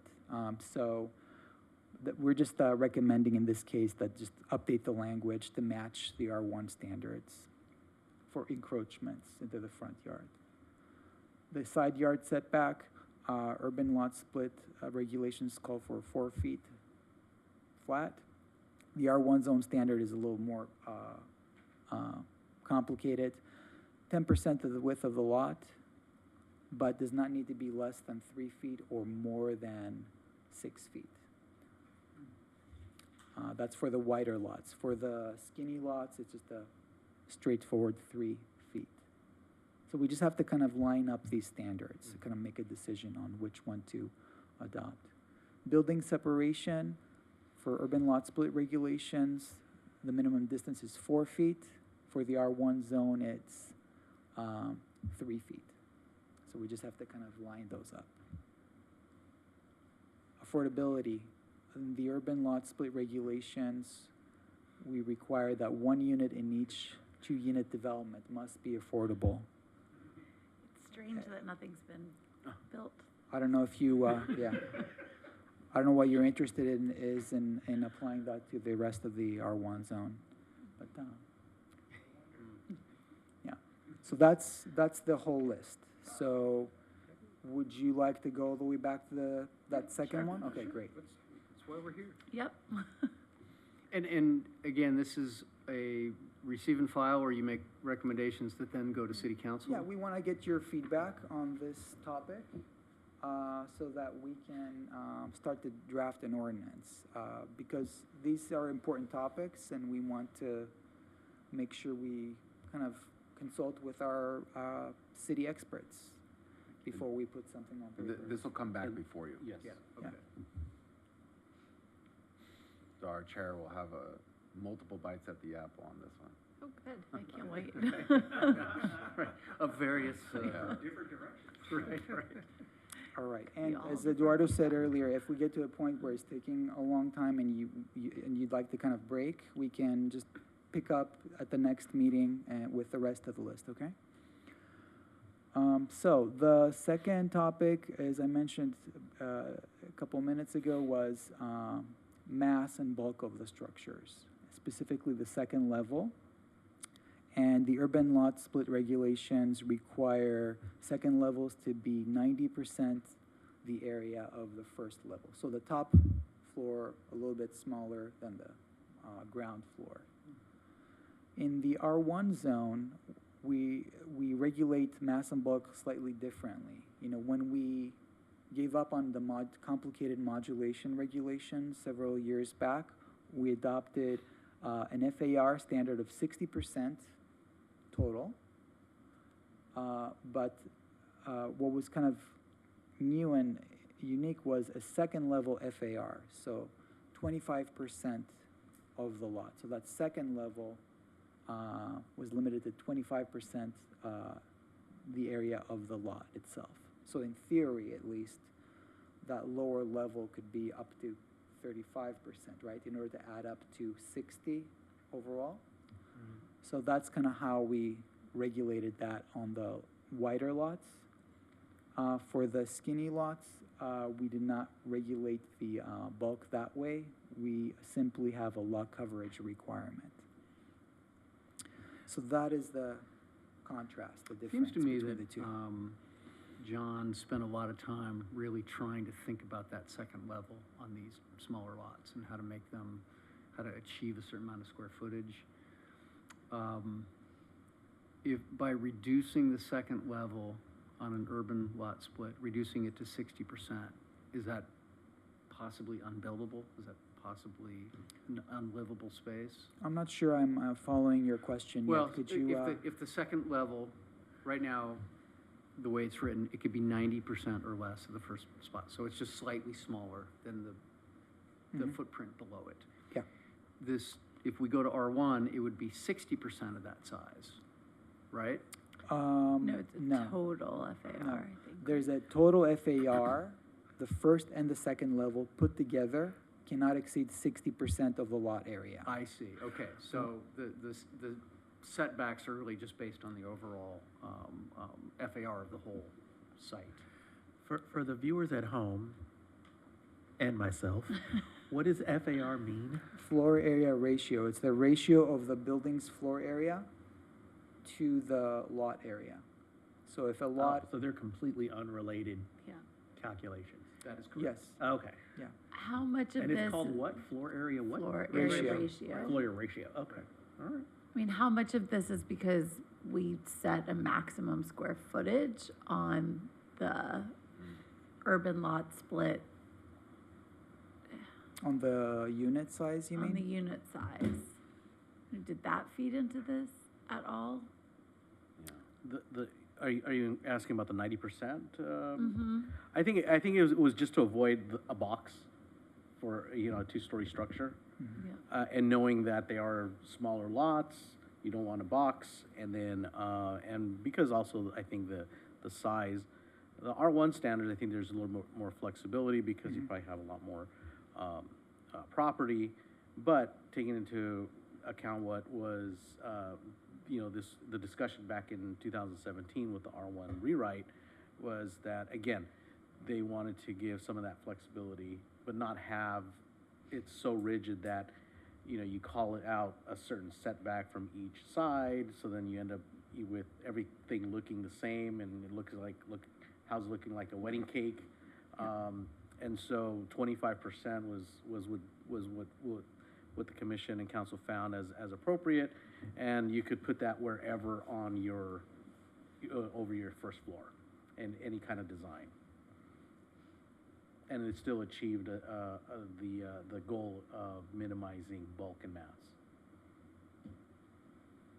So I think the 90% tries to achieve that as well by not having just a box. Yeah, the 90% is a little bit more prescriptive, whereas the R1 standard allows for more flexibility in somebody to make the And design. how would this work with a lot split if we went to the R1 standard, which is based on FAR? Is it then FAR for the whole site, for both units together? Well, we can make that decision together here, if you'd like. Yeah, but the, I'm trying to think of how the math works on that. So you're essentially saying the we whole. could apply it the to whole- each individual lot that is created, or take that other approach of the whole site. I think each individual lot might be simpler because, you know, you might have permits coming in at different times for each of those lots. So you have one property owner, you know, wanting to build their property. Do they have to wait for the second lot to be developed in order to figure out their FAR? Or if they develop first and they take up They most take of all the the FAR, and then you're left with what nothing. happens to the back lot, Yeah. right? So probably each lot individually, yeah. They would definitely need to be considered Together. individually, right? That was the whole point of splitting them, I would think, Mhm, so that separate decisions would get to be made. mhm. I guess if I'm trying to piggyback on what our current chair is going for, is if we're using one type of standard or math on one kind, how do we standardize it so it's clear as you move between the two, like what we're trying to go for? Mhm. So is it gonna be far, is it gonna be? Is it 60% of half a lot then? Yeah, an like equal, do they have to be split equally? Not equally, but not, they're not allowed to be super different in size. I think it's like one of the lots has to be at least 40% of the original lot in size. I think that's, part of the Right, they couldn't be any regulations. smaller than 40% of the lot area of Right. the original parcel. But it does beg the question, when you're dealing with a smaller lot, does that same standard, sort of do the same job? Yeah, yeah. Do we have some math on, so a standard lot size is 7,500 square feet, would you say? Maybe a little bit less, but yes, around that, 7,200, 7,500, yeah. So then if we're splitting that lot in two, you're around 3,600 square feet. So what's 60% of 30? 21,000. No, 2,100? So you could get two 2,100 square foot homes in theory. And the bottom would have to be 35% of 2,100. Yeah. No. Or no, would have Oh, to be, it could be, it could be it could whatever. be 60% if it's a single, Yeah, it could be the whole single thing. floor, right? It could be, the bottom half could be 75% and then a small second story, yeah.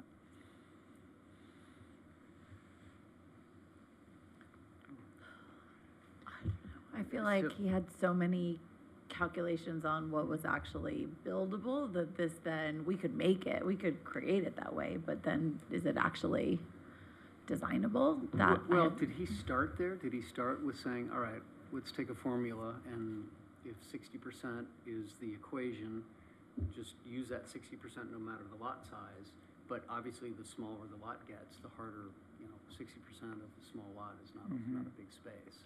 In addition to that, when you subdivide a lot and you're dealing with a smaller lot size, you as the subdivider should be anticipating that you're gonna get smaller units as a result, right? Right. So that's fair. Well, is there a sliding scale? Was there ever a sliding scale for the size of the lot? That you can get a higher floor area ratio on a smaller lot? Or has it always been 60%, and that's? The standard used to be 53% before we did, that, cleanup about 6 years ago. It went up to 60%. But keep in mind that the narrow lots, the 25-foot lots, do not have a floor area ratio standard. They have just a coverage limit. I think that may have What's the been. difference between a coverage limit? Coverage limit and the means floor area ratio? the footprint of the building or the structures on the property can't exceed a certain percentage of the lot area, versus the total floor area of a building. So, just as an example, if you have a 1,000 square foot lot, and you have a floor area of 1 to 1, you could have a single-story building that covers the entire lot, or you could have a two-story building that covers only 50% of the lot. That's the difference between the floor area ratio versus the coverage, the footprint, Gotcha. The floor area ratio is a three-dimensional calculation. essentially. Okay. So we're not really talking about we're not arguing whether the FAR should be increased or lot coverage should be increased. We're just talking about what that second level looks like. Is it, Yes. Yeah, the standard in the urban lot split regulations is prescriptive. It says the second level must be 90% of the first floor. So that's the standard that we're looking at right now. How do we deal with that second level, that second floor? The urban lot split regulations are more prescriptive. They have less flexibility than the R1 zone, and because of that, they are not consistent with state law. right? I mean, in Yeah. this, I have more concern about changing what the second level of a standard R1 lot looks like, right? Than tell people that it must be 90% or less.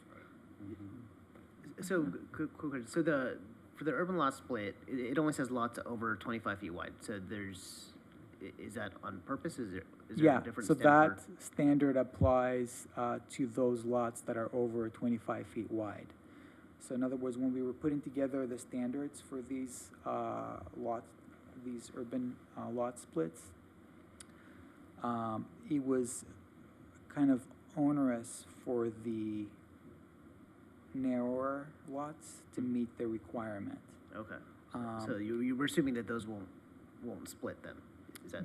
No, we're simply saying they don't have to meet that 90% limitation on the second level. Oh, interesting. Yeah. So, Yes, and the reason was because the state law says your standard city cannot prohibit somebody from building a minimum of a 1,000 square foot, unit on these lots and an 850 square foot unit on these lots. So by squeezing that second level, it was making it harder for our consultants to design these buildings that meet at least that minimum unit size. So that's why John Kaliski recommended against applying the 90% to the narrow lots.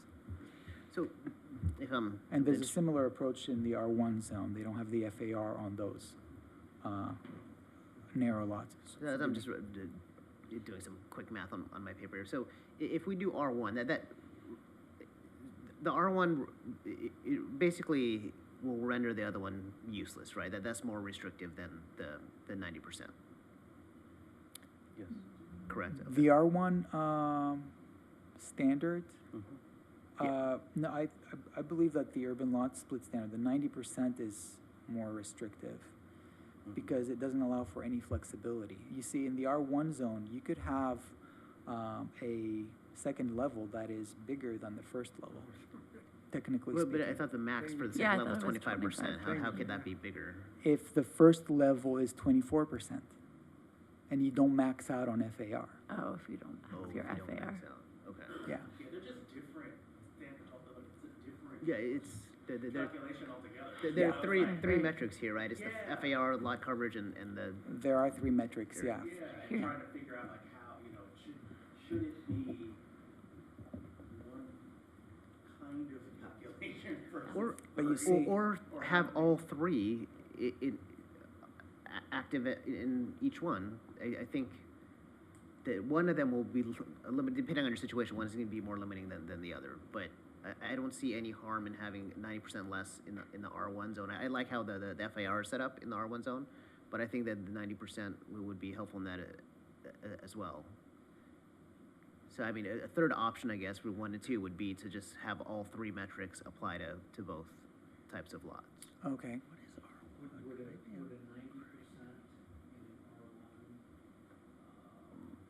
actually cause people to build more boxes, more vertical, with just a tiny setback versus In more order to setback? get their floor area to a certain amount?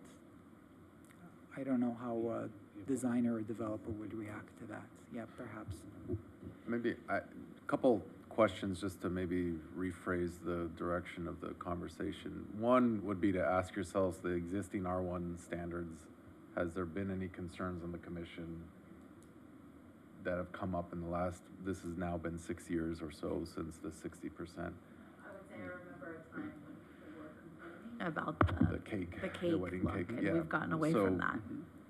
That would just, one way to look at this would be, has there been a problem with the way that the current R1 has been implemented? The second level of consideration might be, since the urban lot split standards were developed primarily in the light of maintaining a particular aesthetic and design orientation, if the commission wants to, it doesn't have to duplicate this exactly, but wants to preserve what the intent of this standard was, that's helpful feedback, and then we can go figure out how to accomplish the intent of that standard in the R1 baseline standards. If not, then, you know, we could probably just move on. If it, you know, if it's not worth keeping, but if there's any value in what this was achieving, that's useful feedback, and then we can look at the existing R1 standards and say, okay, how can we accomplish the same objective with the current standards? But I think if you ask yourself those two things, has there been a problem with the R1? And secondly, is this a value or an aesthetic or the intent of the urban lot split standard, is that worth keeping? Then that might be direction enough for us to be able to go kind of come up with some of these options. Yep, I think that nails it. I mean, thinking about what Kevin was saying, maybe the initial intent was that you don't have the reverse wedding cake, you know, where you have something small. Like, I'm thinking of Redondo Beach 200 lots, that actually the lower level is smaller than the second level. Right. Maybe that's what we were Right, trying right. to avoid. Well, I guess my other question again, if we're saying that on the left side, no one has applied for one of these urban lots. Correct. So and to your question earlier, is that because of weird things like this? Do we even know? And could you take this in isolation and say, you know, we achieved what we meant to and no one's applied for it, and we don't know if it's because of the overall, you know, requirements for the urban lot split versus this one thing? Like, I don't know what conclusion you can draw yet. If I may, our consultant spent a lot of time and effort to try to do designs that meet these standards, you know, so that they comply with state law and you can still fit in 2 units on each lot, you know. However, so I think that it's feasible for people to develop according to these standards. In my opinion, the affordability requirement is what has discouraged people Okay. from pursuing this. Yeah. Really. Okay, so it's the affordability piece, not Yeah. the design piece per se. Yeah, that is my opinion. I Okay, don't have interesting. statistics demonstrating that, but that's just my impression. Our consultant did a lot of work to try to make actual designs on, Make it on buildable. lots, make it buildable, yes. So the standards shouldn't prohibit people. People generally prefer to have their front door face the street. You know, people generally like to have porches, right? So, you know, so we took all those things into account. I think that affordability requirements was really the big hiccup. And I think also, something else to consider too, is that this would be something that's more immediately implemented, whereas your front door, those are gonna be applicable to more of like the new houses, if there's more than 50%, but someone comes in with a, you know, with a remodel or an addition, you know, they could, if the standard was up to 90% of the second floor, then, you know, of the first floor, then you're gonna start to see probably more often people coming in, and you're gonna start noticing a change in that, in the design of these second stories. Yeah, in the R1 In the versus R1, what it is yes. now. I mean, have we given you nearly enough to go off of that? Here, I would argue that if anything, we should preserve what is currently in the R1, with the caveat that if there was some additional intention based on John's design requirements, that be factored in, and maybe it is simply that we don't wind up with these reverse wedding cake type properties where there's more floor area ratio on the second level than on the first level. Is that, with the I- commission senses I agree. on I think this? I'd leave Okay. R1 alone. Yeah. Okay. I agree as well. I agree as well. Otherwise, we'll have lots of people in here. I'm just jotting down a note here. Okay, great. Well, that's great. And, you know, we can put together some options like we said on the other standards, come up with some language, giving you some options, and can still keep working on it. So, next item, again about mass and bulk.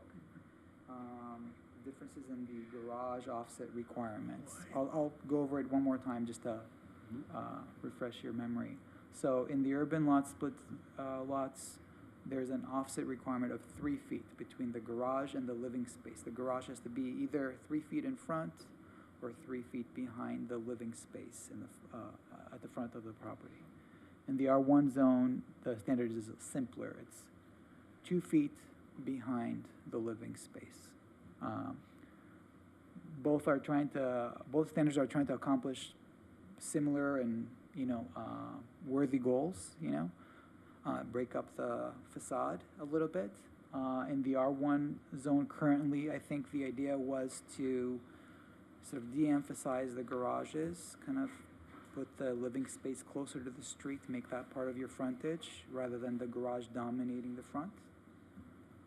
In the urban lot split situation, it gives you flexibility, a little bit more flexibility. That's kind of the difference there. And I'm sorry, Kevin. Setback means literally the garage must be further away from the street than The the living the space, yeah. Gotcha. Mhm. Whereas with the urban spot, it's just offset. It could go be Either in way. either direction. Yeah. Yeah, that was gonna be my exact same question. Well, except if it has a front porch. So if it has a porch, the garage and the living space can be in line. Could And be is in that line. because Yeah. the porch could encroach on the setback? Is that the idea? The front can encroach in the setback and it kind of To create helps- the breakup? helps breaking up that that you're looking front for. facade, that plane, and then perhaps provides for another focal point in the front compared to the garage. Yeah, so, Okay. I'm fine with going with the R1 standard here, absolutely. Yeah, Me yeah. too. Like, what are we doing? Yeah, again, because we're gonna run the risk of winding up with a completely different R1 standard yeah. otherwise. Well, I'm just thinking, okay, you have an urban lot you split and then you put a porch on it. So is it okay now or not? And just R1 just makes Yeah. it simpler. Okay, sounds like we have consensus of that. Maybe I should But have put it does at the the end of the list. Does the porch have to be a permanent structure? I mean, if it can be removed, then I don't know how I feel about that. Than just having a flat inline front. Right, the code doesn't say permanent or non-permanent, but I think that it is implied that you come in, you get building permits, and you build sort of a porch. If you have a concern about that, we can think about language that kind of solidifies the intent, what you're looking for. Like, oh yeah, this is permanent, this is not something temporary. Actually, that's a good question, because our neighbors across the street Hmm. couldn't ultimately enclose their front porch, I guess, because of this. Oh, I see. I hadn't thought of that. Just letting you know on the porch, They if it wanted to projects into make an the, office. just letting you know on the porch, if it projects into the front yard, our code today in the R1 prohibits it from being enclosed. Got It has it. to be open on the 3 sides. I mean, railing and other things, you know, and posts are fine, but if it encroaches in that front setback, Got it. then you can't enclose it and make it full living space. Yeah, that makes Okay. sense. That makes sense. Setback. So, Makes sense, yeah. so that's Nice in our try. code Yeah. today in the R1 zone. I With get that, it now. did that address your question, Yeah, sir? Okay, terrific. R1, it sounds like.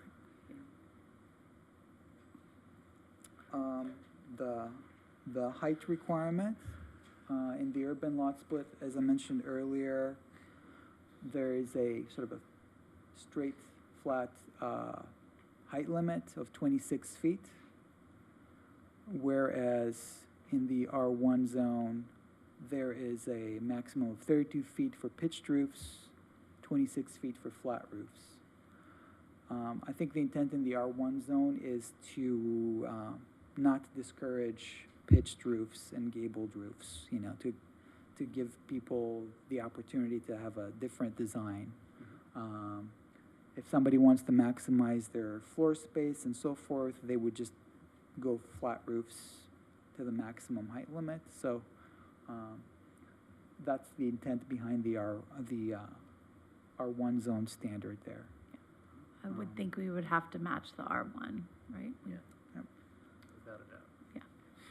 Can I ask a weird context question? When we came up with the urban lot split, we didn't start with R1? Like, why? Like, a lot of these, it just seems like we've gone out of our way to make the urban lot split standards different. And I was just wondering, like, did we do this kind of a comparison then, or we just didn't contemplate it? Like, why? Yeah, let me, just a little bit of context. So John absolutely started with the R1, and especially looked at the 2016 modifications that were made because that shed light on some of what the priority areas of the commission would be.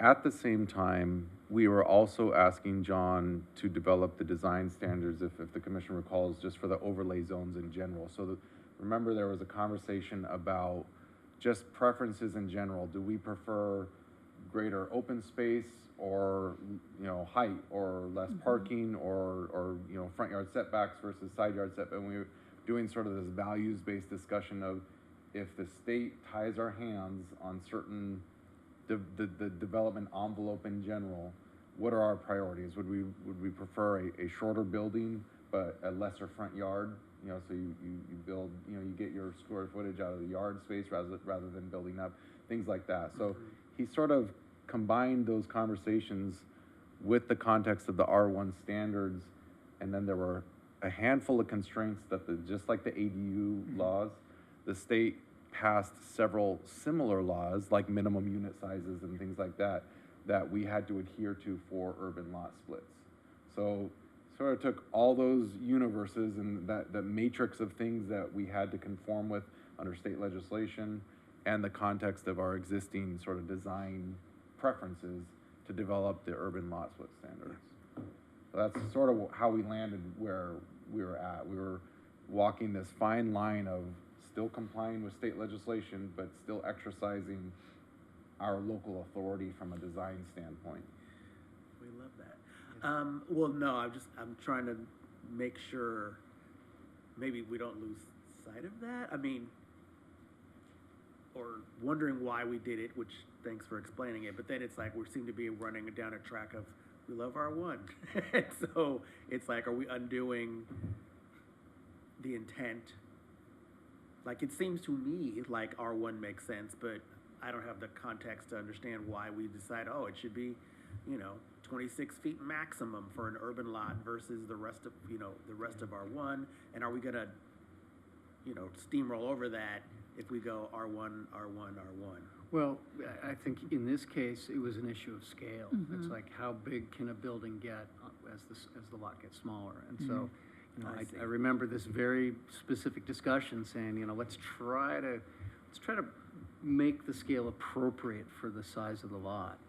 And here, you know, it runs the risk of being 32 feet tall. But if it's a pitched roof, and, you know, and it's some of those, I'll call it a shotgun lots, have that, and it kind of feels nice. You know, it doesn't look out of scale at that height. Yeah.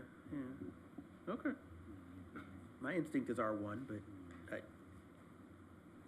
I agree. Yep, I agree. Right. And you're right. I mean, some of the architectural styles, I mean, you have a Victorian with, you know, the spires and those types of roof elements, you're going to go higher.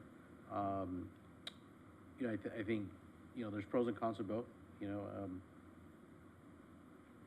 in my honest opinion, I think 26 feet is pretty tall as it is. I mean, you could still get your 9 or 10 foot plates. especially that's what a lot of people want nowadays, high vaulted ceiling, higher ceilings at least, and that's time multiplied by two, that's plus your foot and a half of flooring, that puts you at about 21, still got about 5 or 6 feet to pitch a roof. Right. But again, that's, you kind of your typical, maybe your bungalow, your Mediterranean style. But if you want more of the Victorian style, then, you're gonna probably want something taller. If you keep it at 32 feet, it still gives that Sure. option. Without taking us too much down a tangent, now, is this why there are a few ADUs on top of garages that I can think of that have the pitched roof, and they do seem significantly taller than the initial home, so that's why, because there's a different height standard. And so maybe in the ADU, because it's smaller living space, they pitch the roof to give it that. Yes, I mean, ADUs, detached accessory structures, are bound to the same height as the main residence. So those ADUs Could be taller can than be the 32, main yes, residence. yeah, if you- so correct. Okay, because people do ask, why is that bigger than the home next And to I it? think that's a Yeah, good and example that's- too. I mean, if you think of some of the ADUs, there's a smaller footprint, Yeah. but they are allowed to, 32 foot high. I mean, that's probably a good use or a good example, Visual if you will, example of visual what it- yeah. exactly of what this could potentially. Yeah, I mean, that's, going back to Maple and Center, just off of Maple and Center, there is that ADU Yeah. with the pitched roof, and that's exactly it, with the smaller home in front, so. Well, yeah, I don't think we can undo the R1, but there's always room for revisiting if all of a sudden we see a bunch of 32-foot pitched roofs If going only up. we had a voice on council. I will remember this, remind me of this. Get the minutes. Yeah. Great. Moving on to landscaping. The urban lot split regulations require 2 24-inch box trees in the front yard for those lots that are over 25 feet in width. One 24-inch box tree in those narrower lots that are 25 feet wide or less. Is this 24 inches high or a box that's 24 inches Yeah, it's a box that's Square 24 inches. rectangular? Yeah, that is kind of alludes to the size of the tree, basically. Yeah. So the Man. larger the box when you plant it, the larger the tree is and can grow. With respect, this just seems like foolishness. Like, I don't understand what we're trying to do here. Like, I do not get it. In an environment where we're looking at, people putting in, desert landscapes or these these decorative rockscapes, why would we care to insist that someone put in a tree of a certain size 'Cause when- and the number? Right, because when people take all the trees, then everybody gets upset about it too. So maybe to relay it to a visually, A couple things on this. Again, John suggested this standard under the premise that good design is frequently more influenced or influenced in a greater impact through landscaping and treescape than actual building design. You can take a shoebox building and make it look architecturally far more intriguing than some other design with proper landscaping and articulation and with the building. So this was presented as an option under that premise. Additionally, there are decades worth of studies from an urban development standpoint that preserving, maintaining, and producing a healthy tree canopy is far more beneficial to the globe, let alone just on a local premise from heat gain or heat traps that are created without tree canopies, and the overall environmental impacts of eliminating tree canopies, that this was also thought to be a good idea. Versus like the water use and all the rest. Well, that's a different It's a different topic. objective. And it's Yeah. a great point, but yeah, we did spend a lot of time talking about this, and to Michael's point, you look at almost any street in El Segundo that is missing an easement and it has not been planted with trees, it has such a different character than some of the streets that have mature tree canopy. You know, you look at Arena Street as probably the gold standard, that's got that huge canopy of oaks. And now granted, it's tearing up the sidewalks. It's a hot mess. But I it's don't even- awesome. It's an awesome hot mess.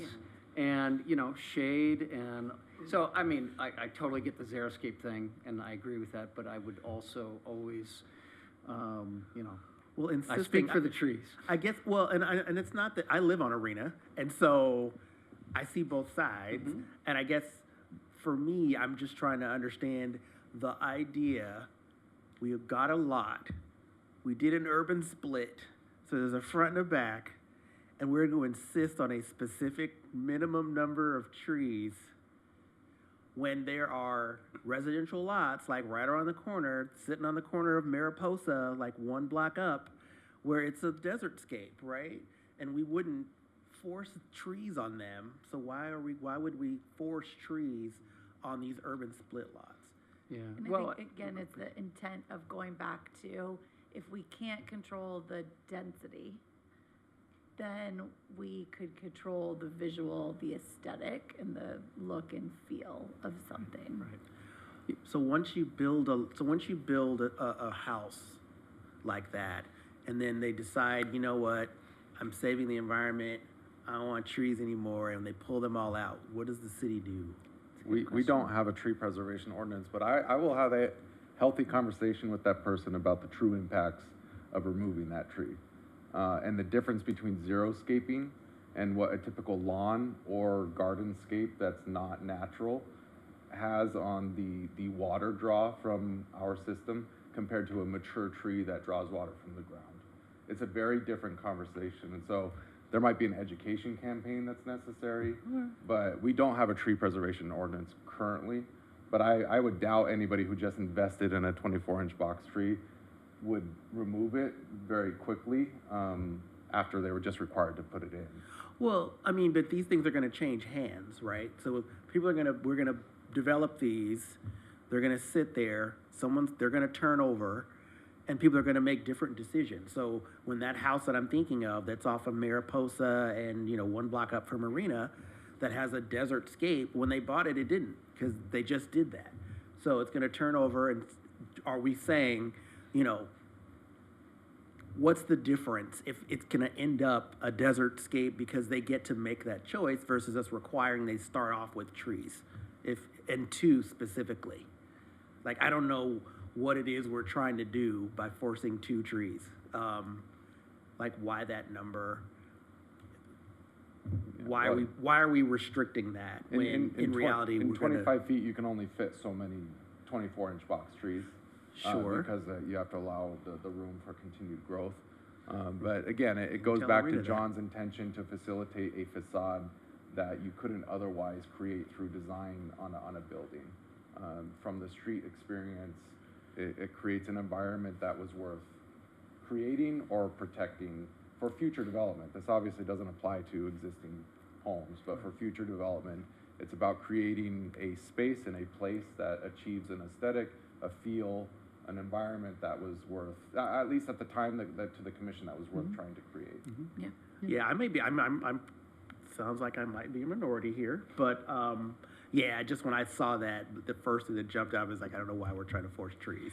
If people are moving away from trees, or we're moving away from lawns, or moving from different I kinds guess of land. that's the other question, is do we want to influence people not to move away from trees, right? By making it part of the R1 standard. Right. Well, that's the real question. Yeah. That's what I Well, was. I mean, Does this this is apply to another, R1? should we just go R1 and move on? But again, like, I don't want to be the one to say, tear up whatever you guys were thinking when you did the urban lot split and just turn everything back to R1. But But for this one, I'm kind of thinking maybe we have this kind of tree requirement in R1, Because, also Gomez had a long history of being proud of our trees and things like Tree that. City And I USA. Yeah, think it I was think called. that. Yeah. Really? Yeah. And when you do if you're required to have a It's a 24-inch distinction. box tree in your yard, right? You're gonna set up your landscaping around that tree, so you're not just gonna let it go. So I think that it encourages the development and growth of new trees within the community. We love our trees here. It's a thing. So let me ask this: under the pretext that John Kaliski recommended trees because he was trying to soften potentially harsh land architecture, he was having to fill a lot with a structure to fit some square footage requirements, and the tree was a sort of a fail-safe to soften the facade and create open space and make it feel sort of park-like in this, because these people have lost their yard essentially. So that was the premise. So in R1, how does the city deal with landscaping now to make sure that someone has the ability to be creative, and if they want to do xeriscape or they want to do something more lush, but yet there are some standards that we make sure that we have front yards that benefit everybody. And so whether it's requiring a tree or not, there are some landscape requirements, right? Yes. Can you walk us through that we Well- might be able to say, great, that works just fine for the urban split? Well, part of that is on the screen on the right side. Number one, it says all street-facing yards must be landscaped. A minimum of the front yard has to be landscaped.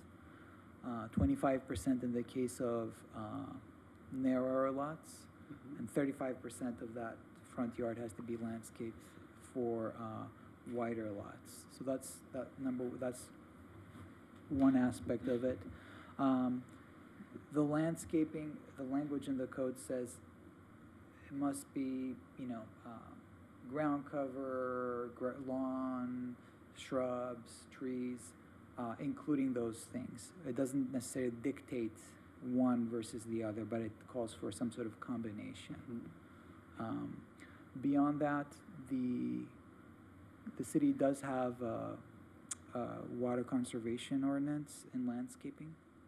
So that does allow for, drought tolerant plants and close to xeriscape types of landscaping. I hope that gives. Yeah, well, I mean, I you guess, an I guess it's idea just sort of what setting the stage for, can those standards be applied to the urban lot split and still accomplish what John Kaliski was hoping to do by softening the architecture? And also, I don't know if streets with easements that have trees have a different standard or not, because, No, there's no different standard, other than along some streets where the city has the parkway, there are street trees planted along those streets, yeah. yeah, right, okay. So the question is, can we mandate that new construction in R1 now includes tree boxes as well? Boxes. Is that something that can. there's an It's a do you want appetite? to, Right, right. is that, Right. what is the appetite for that? Yeah. This would apply to new construction. That's right.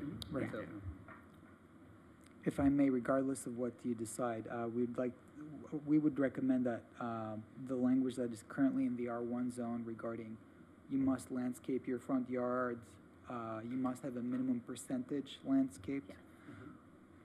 We would recommend that we make sure that applies to the urban lot split lots regardless. Agreed with that. Yeah. Sure.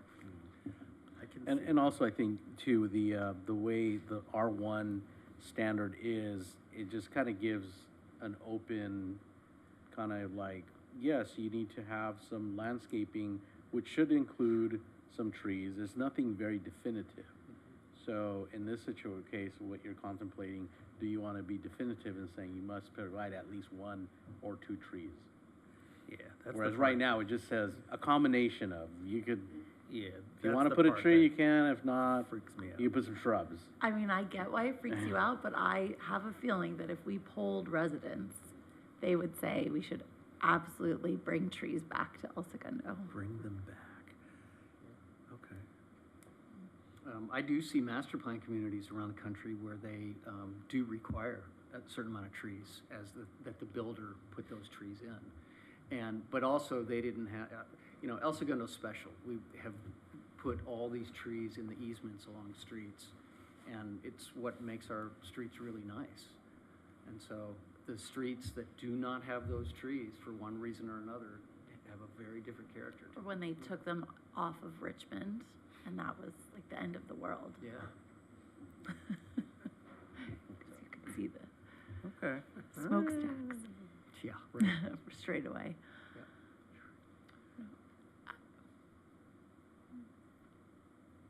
I mean, I would defend it in my next go-round if I said we also had to add at least one box tree as part of the landscaping. I think we should add But it. I'm, I mean, I mean, would we be bad guys for doing that?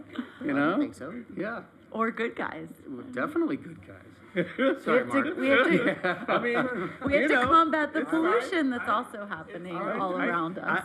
I like the R1. It's more flexible. The whole 2 trees just made me go, what? So, I mean, I would prefer the broader, less prescriptive R1 language. If you want to add a tree to the R1, maybe, I guess. Okay. I would I add would, I it. would I would- support that. I would recommend that more than support. I recommend that we do that. Are you inclined to follow the same formula of 2 trees for wider lots, 1 for narrower lots, or keep it to a minimum, or 2 for all lots? I don't want Mark to totally unravel if we, No, I if we mean, plant 2 trees. I'm one He's a dude, different so metric I can just be altogether. the one, I'm an asymmetry guy. I would go for one massive tree in a yard, and that'd be fine, even if Right. that 24-inch tree was, Right. had a 4-inch DBH, and Yeah. it became a 50-foot tall tree at some point. I'd be okay with one tree. one of those arena trees, So a right? minimum You don't of need one 2 of tree. those. You don't Yeah. need 2 giant arena trees on every lot. But Sounds like you're going with 1 per lot. Well, that's up to you guys. At least one. At least I one, would say at the least minimum. 1, a minimum of 1. Two will be recommended. You get extra put it in points. You get parentheses. extra points. Would love it if you did 2. At least 1. Call it the Inga design. Okay, 2. great. Hilarious. All right. Tell them if you put in 2 trees, you guys will fast track their. Application. I'll tell you, that'll be one of the only things that people remember about my time here. That would be great. What a legacy. Okay, well, the next topic is also very interesting, and I'm sure it'll generate a lot of discussion. Porch or verandas. The urban lot split regulations require a porch or veranda to be provided along the street-facing frontage or facade. And it has some minimum rules regarding, can't be fully enclosed and may encroach up to 6 feet into the front setback. This happened to apply to lots up to 25 feet wide, the narrower lots. In the R1 zone, just as a refresher, we do not require porches or verandas, although we permit different types of encroachments. So, and I have the examples there on the screen kind of briefly. Porches or verandas, if you have a porch or veranda, you can actually, I think this is an incentive to have a porch or veranda. If you have a porch or veranda, you can bump the front building wall 2 feet into the setback, as long as the porch is in front of it. See what I'm trying to say? So if you're allowed a 22-foot setback, you could have a porch that is 6 feet into that setback to take you as close as 16 feet from the front property line. But you can also do a combination, move the the wall of the building 2 feet to 20 feet from the property line, and then an extra 4 feet of a porch in front of it. So you can mix and match the. To a certain extent, yes. The idea there, I think, is to reward people for providing a porch by giving them a little extra living space. Decks, just raised decks, are permitted up to a certain height. Trellises or arbors, similar structures. Towers, turrets, or similar structures up to a certain width and a projection into the setback are allowed, but not required. So the question there is the commission inclined to apply the urban lot split standard in the R1 zone uniformly, or eliminate that standard, or find some other Well, can you in paint a between? picture of the worst-case scenario of not having a porch or veranda? Is it literally a blank wall with a door in it, and that's the front porch? Yeah, I think so. I think that would basically be a flat facade, Which is what with we're a trying front to door avoid. and But it would still have to be 2 feet step back now from the garage. From the garage, So right? it wouldn't be a wall with the garage. That's, right, good point. right, and a tree. And a tree. Right. Hopefully two. Okay. And a tree. 24-inch box tree. Right. Not a hedge. I mean, I'm not sure that in the R1, we can start to require a porch or veranda. Yeah. It'd be nice if they had it. I agree. Again, we'll just put recommended in parentheses. Well, the fact that they're allowed to encroach into the front yard, that little incentive of giving It's people a little incentivized still. bump out, perhaps can reach the same sort of objective or goal. Okay, sounds like that's the sense of the commission on that topic. Yeah. Wait, what did we decide? To leave R1 or make R1 the standard for the urban lots? Yeah. Right, Yeah. to not require porches throughout the to not R1. require. Do not Got require it, it. right. And then, Got it. But if you do, you can encroach 2 feet Mhm. or 6 feet. the way it's written in the R1 today. Right. Yeah. And we're imagining that these urban split lots will have that much footprint to develop on? Probably not, no. No. I mean, that was all part of the great Right. work that John did, is he actually did configurations of these things and 3D modeled them. And Who is John? John Kaliski and Associates was the architect. He was the consultant that The was hired. consultant, okay. Yes. So on those narrow lots, if I Think of may, him with such reverence. yeah, on those narrow Did a good lots that are job. 25 feet wide, if you recall, there's a requirement for having a 10-foot driveway, you know, if you don't have alley access. So that would leave you about 15 feet next to it with your building's street frontage. So in theory, you could have a porch in that 22-foot front yard. Okay, great. Moving on to the next item, which is the next category of standards, which I think will be hopefully more straightforward. The topic of alley access. So in the urban lot split regulations, lots that have access from the alley, that have an alley behind them, must have their vehicular access from the alley, no curb cuts on the front street. There's an exception if the existing development on the block, if all the other older homes have a driveway in the front, you know, then you can have one too. That's kind of the exception built into the language there. The R1 zone had the same exception before, but a couple of years ago, when we did a little bit of a cleanup ordinance, when we looked at different standards in all the zones and simplifying, we eliminated that exception in the R1 zone. That exception was built into the code going back into the 50s, I believe, when we first developed a zoning ordinance, and there was a very different development pattern, just to give everybody a chance. If they wanted to have access from the front, you can do it if your neighbors already have it. So that's the reason why we eliminated that exception from the code in 2023. So our recommendation is to just do the same in the urban lot split regulations. Okay. I would agree with Yeah, that. I would, Terrific. I don't know that we have a choice. Maximum driveway width. The urban lot split regulations have a maximum of 10 feet. While the R1 zone has a minimum of 10 feet and then a range for their maximum.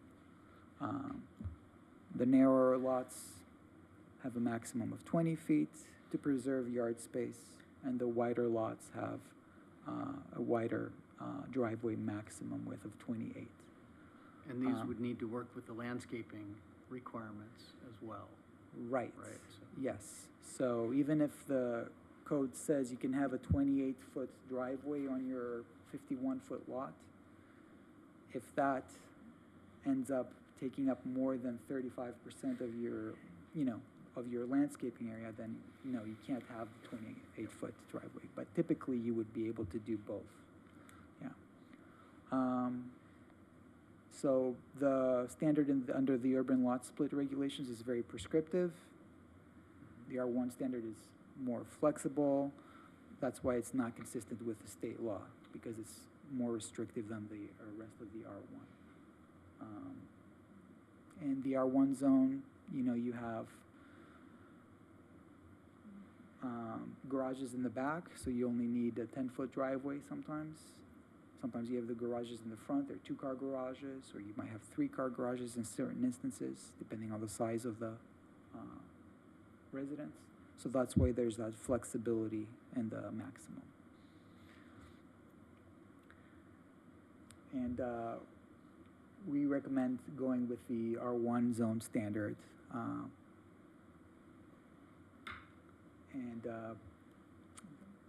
Just because of that flexibility, and because having a maximum of 10 feet would be kind of odd if you apply that across the entire R1 zone. Yeah, no, I don't think we can go in reverse. But when it was originally intended, so that 10-foot lot, their 10-foot driveway, if you have a second unit in the back, would also be access to. The second unit, yeah. And so now we would be saying that has to be a minimum of 10 feet, potentially 20 to 28 feet. Mm-hmm. Yeah. The maximum seemed. Big, large, I know. No, the maximum under the urban Oh, lot oh, split seems it's really small. small, right? 10 feet, yeah. I was like, is that a Yeah. walkway we're really going for rather than a driveway if the max is 10 feet? Yeah, Like, well, we would allow smaller? Well, parking space is 8 feet wide, Yeah, right? And so, it's slightly wider than a parking space. yeah, You're not getting But 2 you're cars just- in there. right. You're not getting 2 cars, You're but not. Right. you park it there and can you get out? Yeah, I mean, you see that a lot with, Like, So can you get the out? two on the lots on like, Yeah, I think, or when the Okay. garage is in the back. Yeah. So all that to say, I think R1 makes more sense. It definitely yeah, makes more it sense. does. It makes more sense.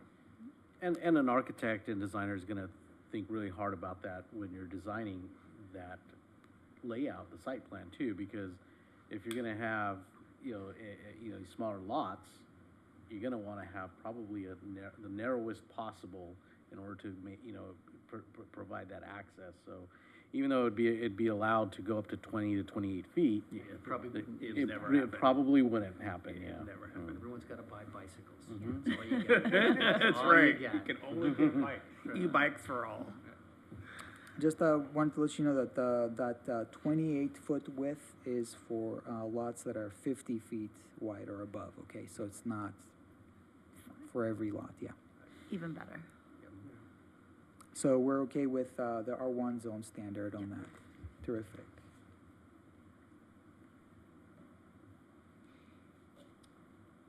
Floor area maximum. This relates to conversation we had earlier about the massing, the second level massing. In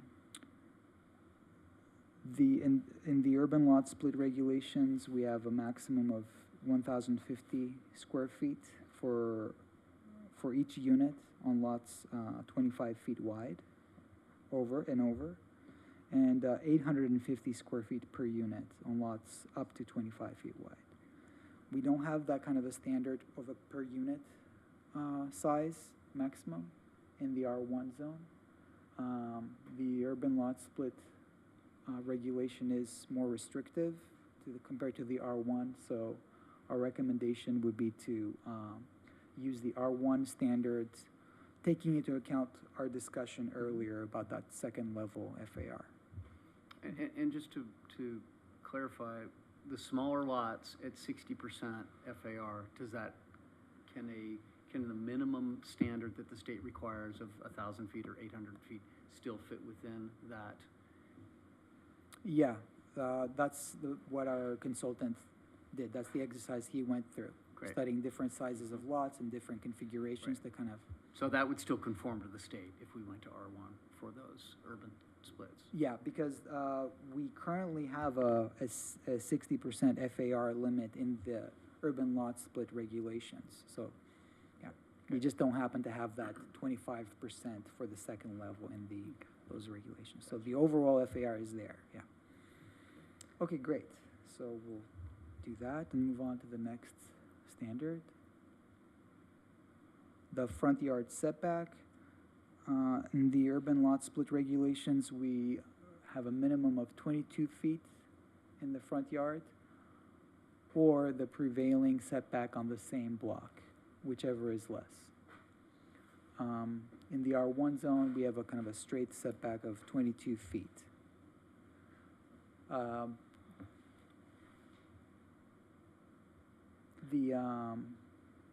The urban lot split standard is actually less restrictive than the R1. So technically, we can keep that in place for those cases if we wanted to. Can you remind, why did we do that initially? I think that the intention, just by reading the language here, I think the intent there is to make new developments fit in to the neighborhood scale. character.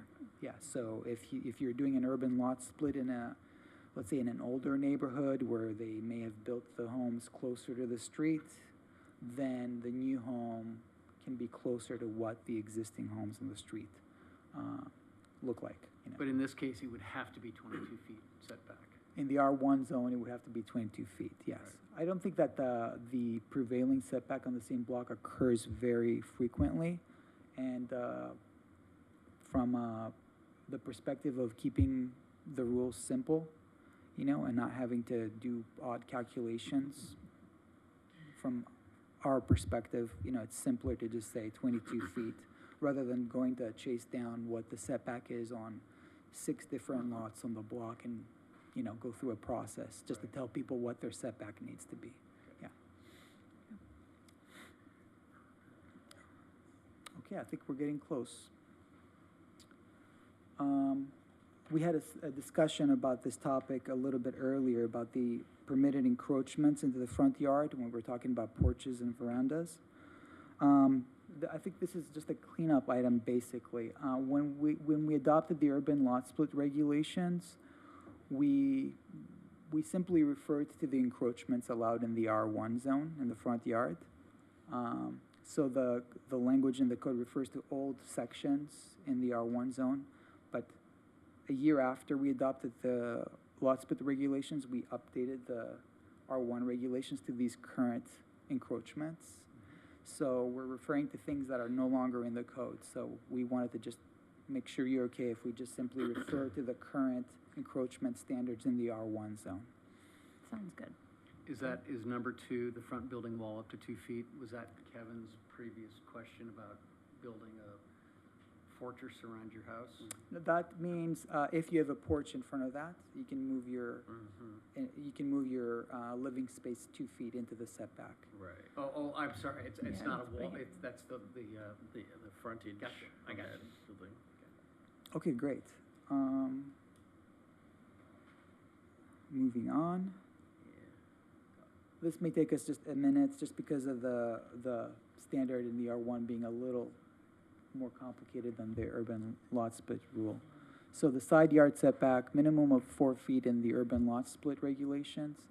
In the R1 zone today, there's 2 standards, one for wider lots, one for the 25-foot lots. So the main standard, I'll let you read that, and then we can go over it.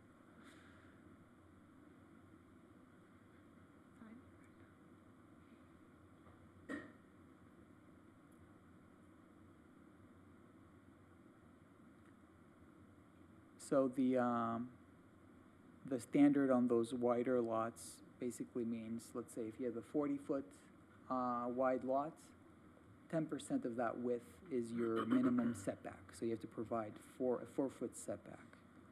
If you have a 50-foot wide lot, then you have to provide 5 feet as a setback. And that goes up to 6 feet. So if you have a 100-foot wide lot, you don't have to provide more than 6 feet as a side setback in the R1 zone. Why is there a maximum Yeah, I was gonna setback? The maximum The that maximum of 6? the maximum that we can require. Sorry, so Oh, it's not okay. a maximum. Somebody can provide a bigger setback. Or if you have a But the 100-foot city, lot, a yeah, 100-foot wide lot. for the sake of making the table a little simpler, I wrote it that way. But sorry for misleading you. Yeah, so the city cannot require more than 6 feet of a side setback. Somebody can provide a bigger setback if they want to. And so you're saying to change it, you're recommending to change it to the most we can require is 4? Yes, because if we require a 5-foot setback and on a urban lot split, that's technically more restrictive than the 4 feet that the state law says we can require. We can't.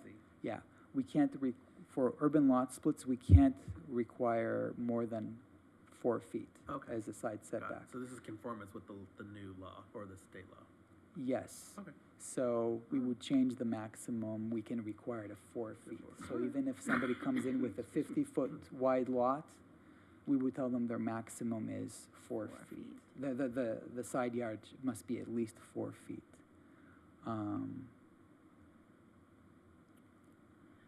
There may be a way, and we can look into this a little bit more. Perhaps because the state law is so specific about the side setback, there may be a way to say 4 feet for the urban lot split lots, To keep the minimum of 4 feet. 4 feet. But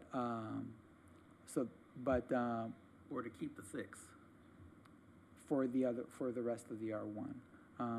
But I'm not 100% sure about that one. It's kind of borderline, yeah. But the way we recommended this, just to make sure that it's one rule applying to everyone, and to be consistent with law, this would have to be the one rule. Okay. Alrighty, sounds like we're okay think with that so. recommendation. But Yeah. I'm sorry. Yeah. But is the worry then on these urban split lots, there's a potential for overbuilding on the lot because Yeah, there's it's a less side scale setback, thing. like the scale on a smaller lot? Is that anything that concerns the commission or? It does, Are we but just I tired? don't know. No, both, I think. It does, but I don't know how we don't have a choice. You don't have a choice you because know? of the state. Because Okay, that's We fine. don't have a choice. But it is Wondered. a concern, which was why we made it 4 feet. I just don't know what there is to do about it. Okay. Right, yeah, it's 4 feet is in the state law, it's Yeah. not a matter of, figuring out something else, yeah. But, okay, sorry. But for the urban lots, that makes, I get it. But then for the rest of R1, that would lead to allowing much bigger potential overbuilding on all Like, the should lots. we in also R1. make it a minimum of 4 feet, is what you're saying, instead of the 3 feet? Yeah, I'm just wondering what behavior we're trying to, for the rest of R1, I kind of get it. If the law says you can't do it for the urban lot splits, but for the rest of R1, are we okay with less setbacks, less side setbacks for the It's- rest of R1? It's possible to have a more restrictive setback for the rest of the R1. So I think it's possible to maintain the 6 feet for the rest of the R1, because that's less restrictive. However, on the minimum side, the minimum requirement would have to, we'd have to match those, because we can't, We would have to make it 4 feet if we change that. is that bad? Well, I don't know. we That's would- what, I'm not gonna pretend to know the trickle down effect I'm of guessing that. the urban lot split was mandated, we could not require more than 4 feet for urban We lot could not splits, right? require So more. the minimum 4 foot is a little bit misleading. We cannot require more than More 4 than foot 4 feet. Right. in the urban lot split. Got it. So Me- our but it- choices are either to conform the R1 zone to a minimum of 4 feet to align with the urban lot split, or you could modify the urban lot split to allow a minimum of 3 Three. feet also, Yeah. because the R1 already allows a minimum of 3 feet. Right. So those are kind of your choices. It's just the R1 has this scale based on lot width, but that's Right. quickly becoming an irrelevant scale because they're restricted by the 4 foot maximum. Now it only makes a difference between a 30-foot wide lot and a 40-foot wide lot. Okay. No longer matters when it's greater than 40 feet But wide. if the language needs to be the same between the two, and R1 says minimum of 3 feet, doesn't that mean that the urban lot split also has to be 3 feet? We cannot require anything less Less than than 4 3 feet. feet. Yeah, okay, I got you. So it's only a 1 foot difference. Right. And it really just matters between a 30-foot wide lot and a 40-foot wide lot. Got it. Okay, and I think we're good with how you all have it written there. All right. Building separation, the minimum distance between buildings. So in, the urban lot split regulations, lots up to 25 feet wide, must maintain a minimum distance of 4 feet. In the R1 zone, for all lots, the minimum distance is 3 feet. Just letting you know that this is also regulated by building codes requirements. Mhm. So in some cases that the building code may trump the zoning code and require more bigger distance.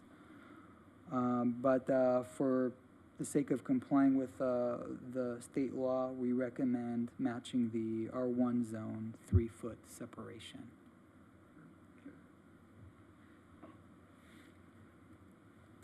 Okay, great.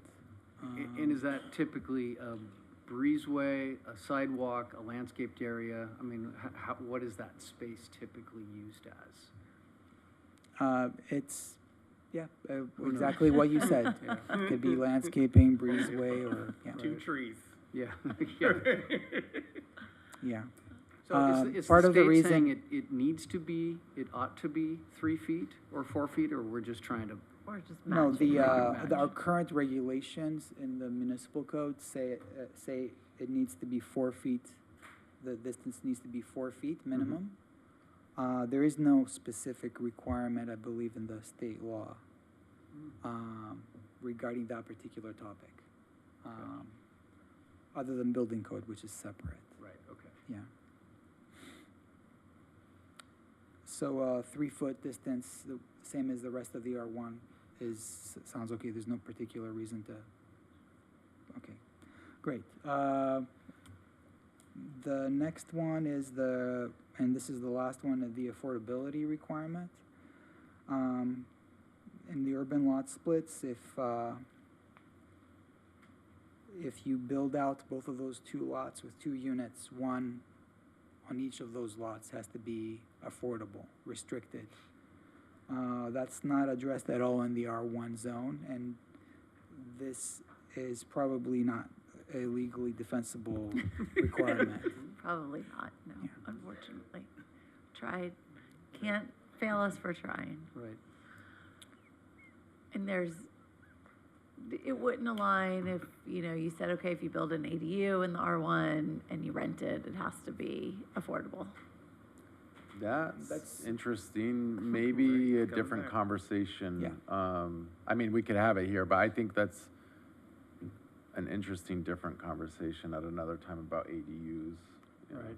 Right. And our arena numbers didn't take any of this into account, right? I mean, we That's developed right. our arena Oh, numbers that's not independent. And if we do this, it's not gonna affect our arena numbers, it's not gonna For- affect how For we achieve ADUs, them. yeah.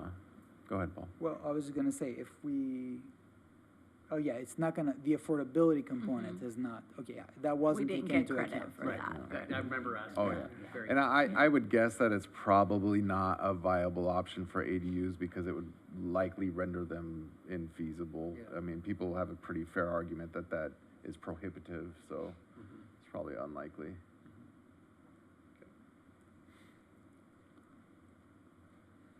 All right, that was the last standard that we had on the lists for you. So we will take all your feedback, unless you have any other questions or comments. We'll take the feedback and then we will start to draft some language in an ordinance. And in the areas where you told us to give you some options or address some things, we'll try to come up with some smart language to thread that needle as best as we can. Only question, curious, did John reach out and say, you're undoing all my good work? All my excellent work. I was like, did Sorry, we they keep got paid score? for it. Like, did we keep score for how much of his work we just ran over the top of, or what? But He's it not. sounds like most You of know, it. I think outside of this, there's a lot of other work that his study and analysis also informed. I don't see it as a waste of time. But he's been picked up by several other agencies to do exactly what we're doing right now, because everybody's up against the same gun. Yeah. Thanks, Paul. That was Thank you. thorough, Yeah, and that was- you were up there for a long time. Well, I was gonna say, Should have offered you a I'm chair. kind of glad that we did a continuation on the Yes. first item. This allowed us to kind of spend some time, and it's not midnight. so- Agree. Although we'd be here till midnight because we appreciate the work and we Yeah. would be here for you. Yeah, Great. Well, thank you so much. Appreciate it. Thank you. good work. Does that mean the January meeting's gonna be nice and meaty? Well, you probably, when do you come back to us with this? We hope to come back to you with an ordinance in the first quarter of 2025. Oh, Uh, first quarter. Yeah, so maybe in March on this item. There's a couple other zone text amendments that we're working on. So if we can get this to you sooner, we will. But we have some other things that we're working on. So you'll see those first and then hopefully this pretty soon after. Thank you. Sure. Thanks, Paul. Nice work. All right, are we moving on to election of Planning Commission Chair and Vice Chair for calendar year? Next up. Does anybody need to run us through any rules and regulations here, or are we trusted to just go about it ourselves? Are any direction you're looking for specifically? We just make a motion and it's Yeah, second. it's a and motion remind me for how the this chair, works. motion for the vice chair. You can do them separately, you could do them together, if there seemed to be consensus on something. But yeah, motion followed by a second and then a vote. Okay, and the person has to accept their nomination, correct?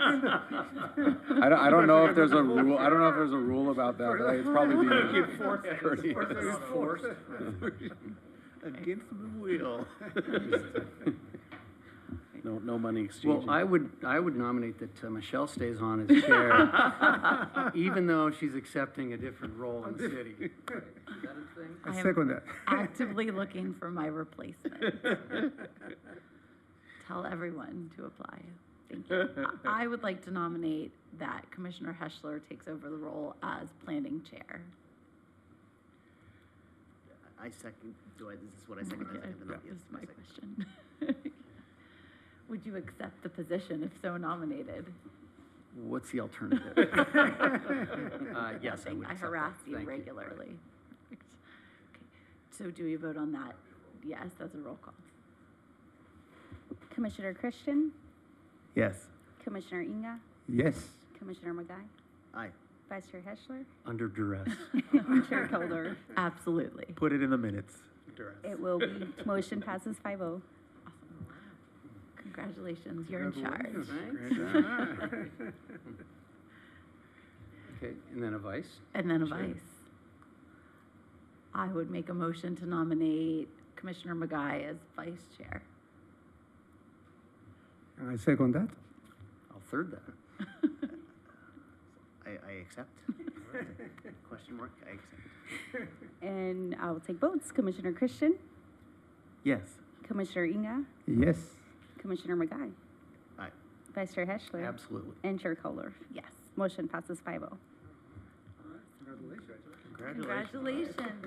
I feel good about leaving it in very capable hands. I feel like that was a much smoother process than what's going to happen in a couple weeks during a similar nomination process. What is the plan for Michelle's replacement for the fifth person on for Planning Commission? Yeah, so they will have to, after December 17th, is that the next council meeting? 17th? December 17th, yes.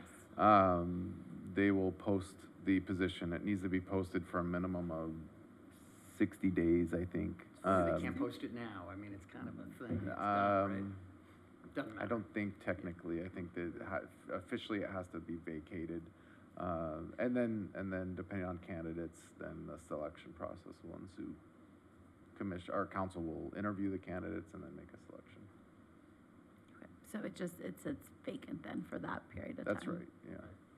So everybody has show to up. come to meetings. I don't know how many candidates. There was an existing list, which just resulted in Commissioner Christian's appointment. And so if there were other candidates that the council, felt were worth considering still, then they could simply appoint off of the existing list. It's not been very long. So they could choose to do that. I don't think the question's been asked yet, but that is an option. Thank you. All right, report from the Community Development Director. No real news other than, Chair Keldorf, thank you for your service to the commission. Thank you. It's been a pleasure working with you at this level. I've been here for now 3.5 years, and so I really appreciate the collegial relationship and the guidance and the advice and the guidance that you've also provided the commission as well. And we wish you the best of luck on your next role, and we're looking forward to working with you in a different capacity. Like I said last time, I feel like we're stacking the deck a little bit, but it's fine by me. And with that, I'd hand it over to Eduardo as well. Yes, thank you. Yes, I can echo what Michael said. Thank you for your service. And with that, I have a resolution to read, and it's, in recognition of Michelle's service as Planning Commissioner.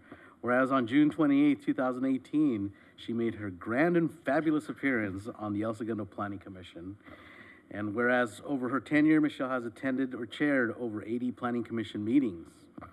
Whereas Michelle was always thoughtful, insightful, and objective in considering the many significant projects that came before the commission, including the Los Angeles Chargers training facility, numerous specific plans, the housing element, restaurants, creative offices, residential developments, and community benefits plans. Whereas Michelle's popularity increased as she became chair of the commission and became a celebrity mom when her son won the Little League World Series, which we are sure has propelled her to the coveted commissioner influencer status. Most definitely. He takes So all the now, credit. therefore, the El Segundo Community Development Department finds and determines and resolves as follows. You can take Michelle out of the commission, but you will never take the commission out of Michelle. Community development staff does appreciate Michelle's commitment to the Planning Commission, appreciates her support of staff over the past 6.5 years, and we look forward to working with her as council member Keldorf. Michelle has served her time in the Planning Commission penitentiary and is hereby released to the custody of our city clerk, so she may serve as El Segundo's newest and next city council member as entrusted by the voters of the city of El Segundo. And with that, thank you so much, Michelle. And Thank you so much. Thank you. Thank you. Who writes that? You're gonna jump ship and be a creative writer instead of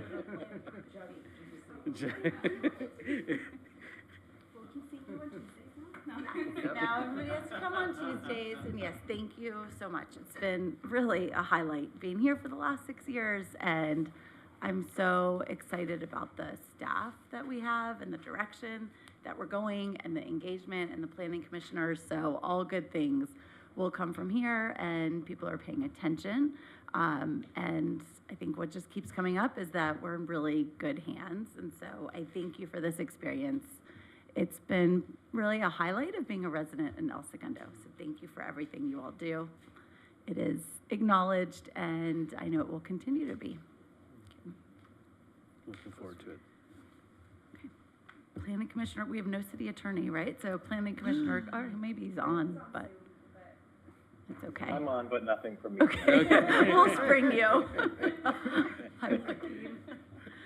Planning Commissioner, comments, reports? Thank you, Michelle. We will miss you. Thank you. Congratulations to our new chair and vice chair. Excited to tune in. Yeah, it's big shoes to fill, or cute little nice No, shoes. I have big I feet. guess. I do. But no, really so honored to serve with you here, and it'll be great to watch you on council. So I think it's the Thanks, perfect Jay. trajectory for you. Thanks, Jay. I don't know if it's springing me anywhere. It might be a penitentiary, but Prison camp here, Planning Commission prison camp. Yeah. Yeah, thank you so much, Michelle. It has really been great working with you over these past few years. I think you provided us with a lot of leadership and a lot of laughs, and always in good spirits, and we wish you the best moving forward. So, and with you leaving and Ryan had left and Brenda, Jay, you cannot go anywhere for a while. yeah, you're locked in. Yep, well, I'm here in town, it's good. With that, we will adjourn before somebody bangs through the wall here. I don't know, till January 9th. Thank you. Happy holidays, everyone.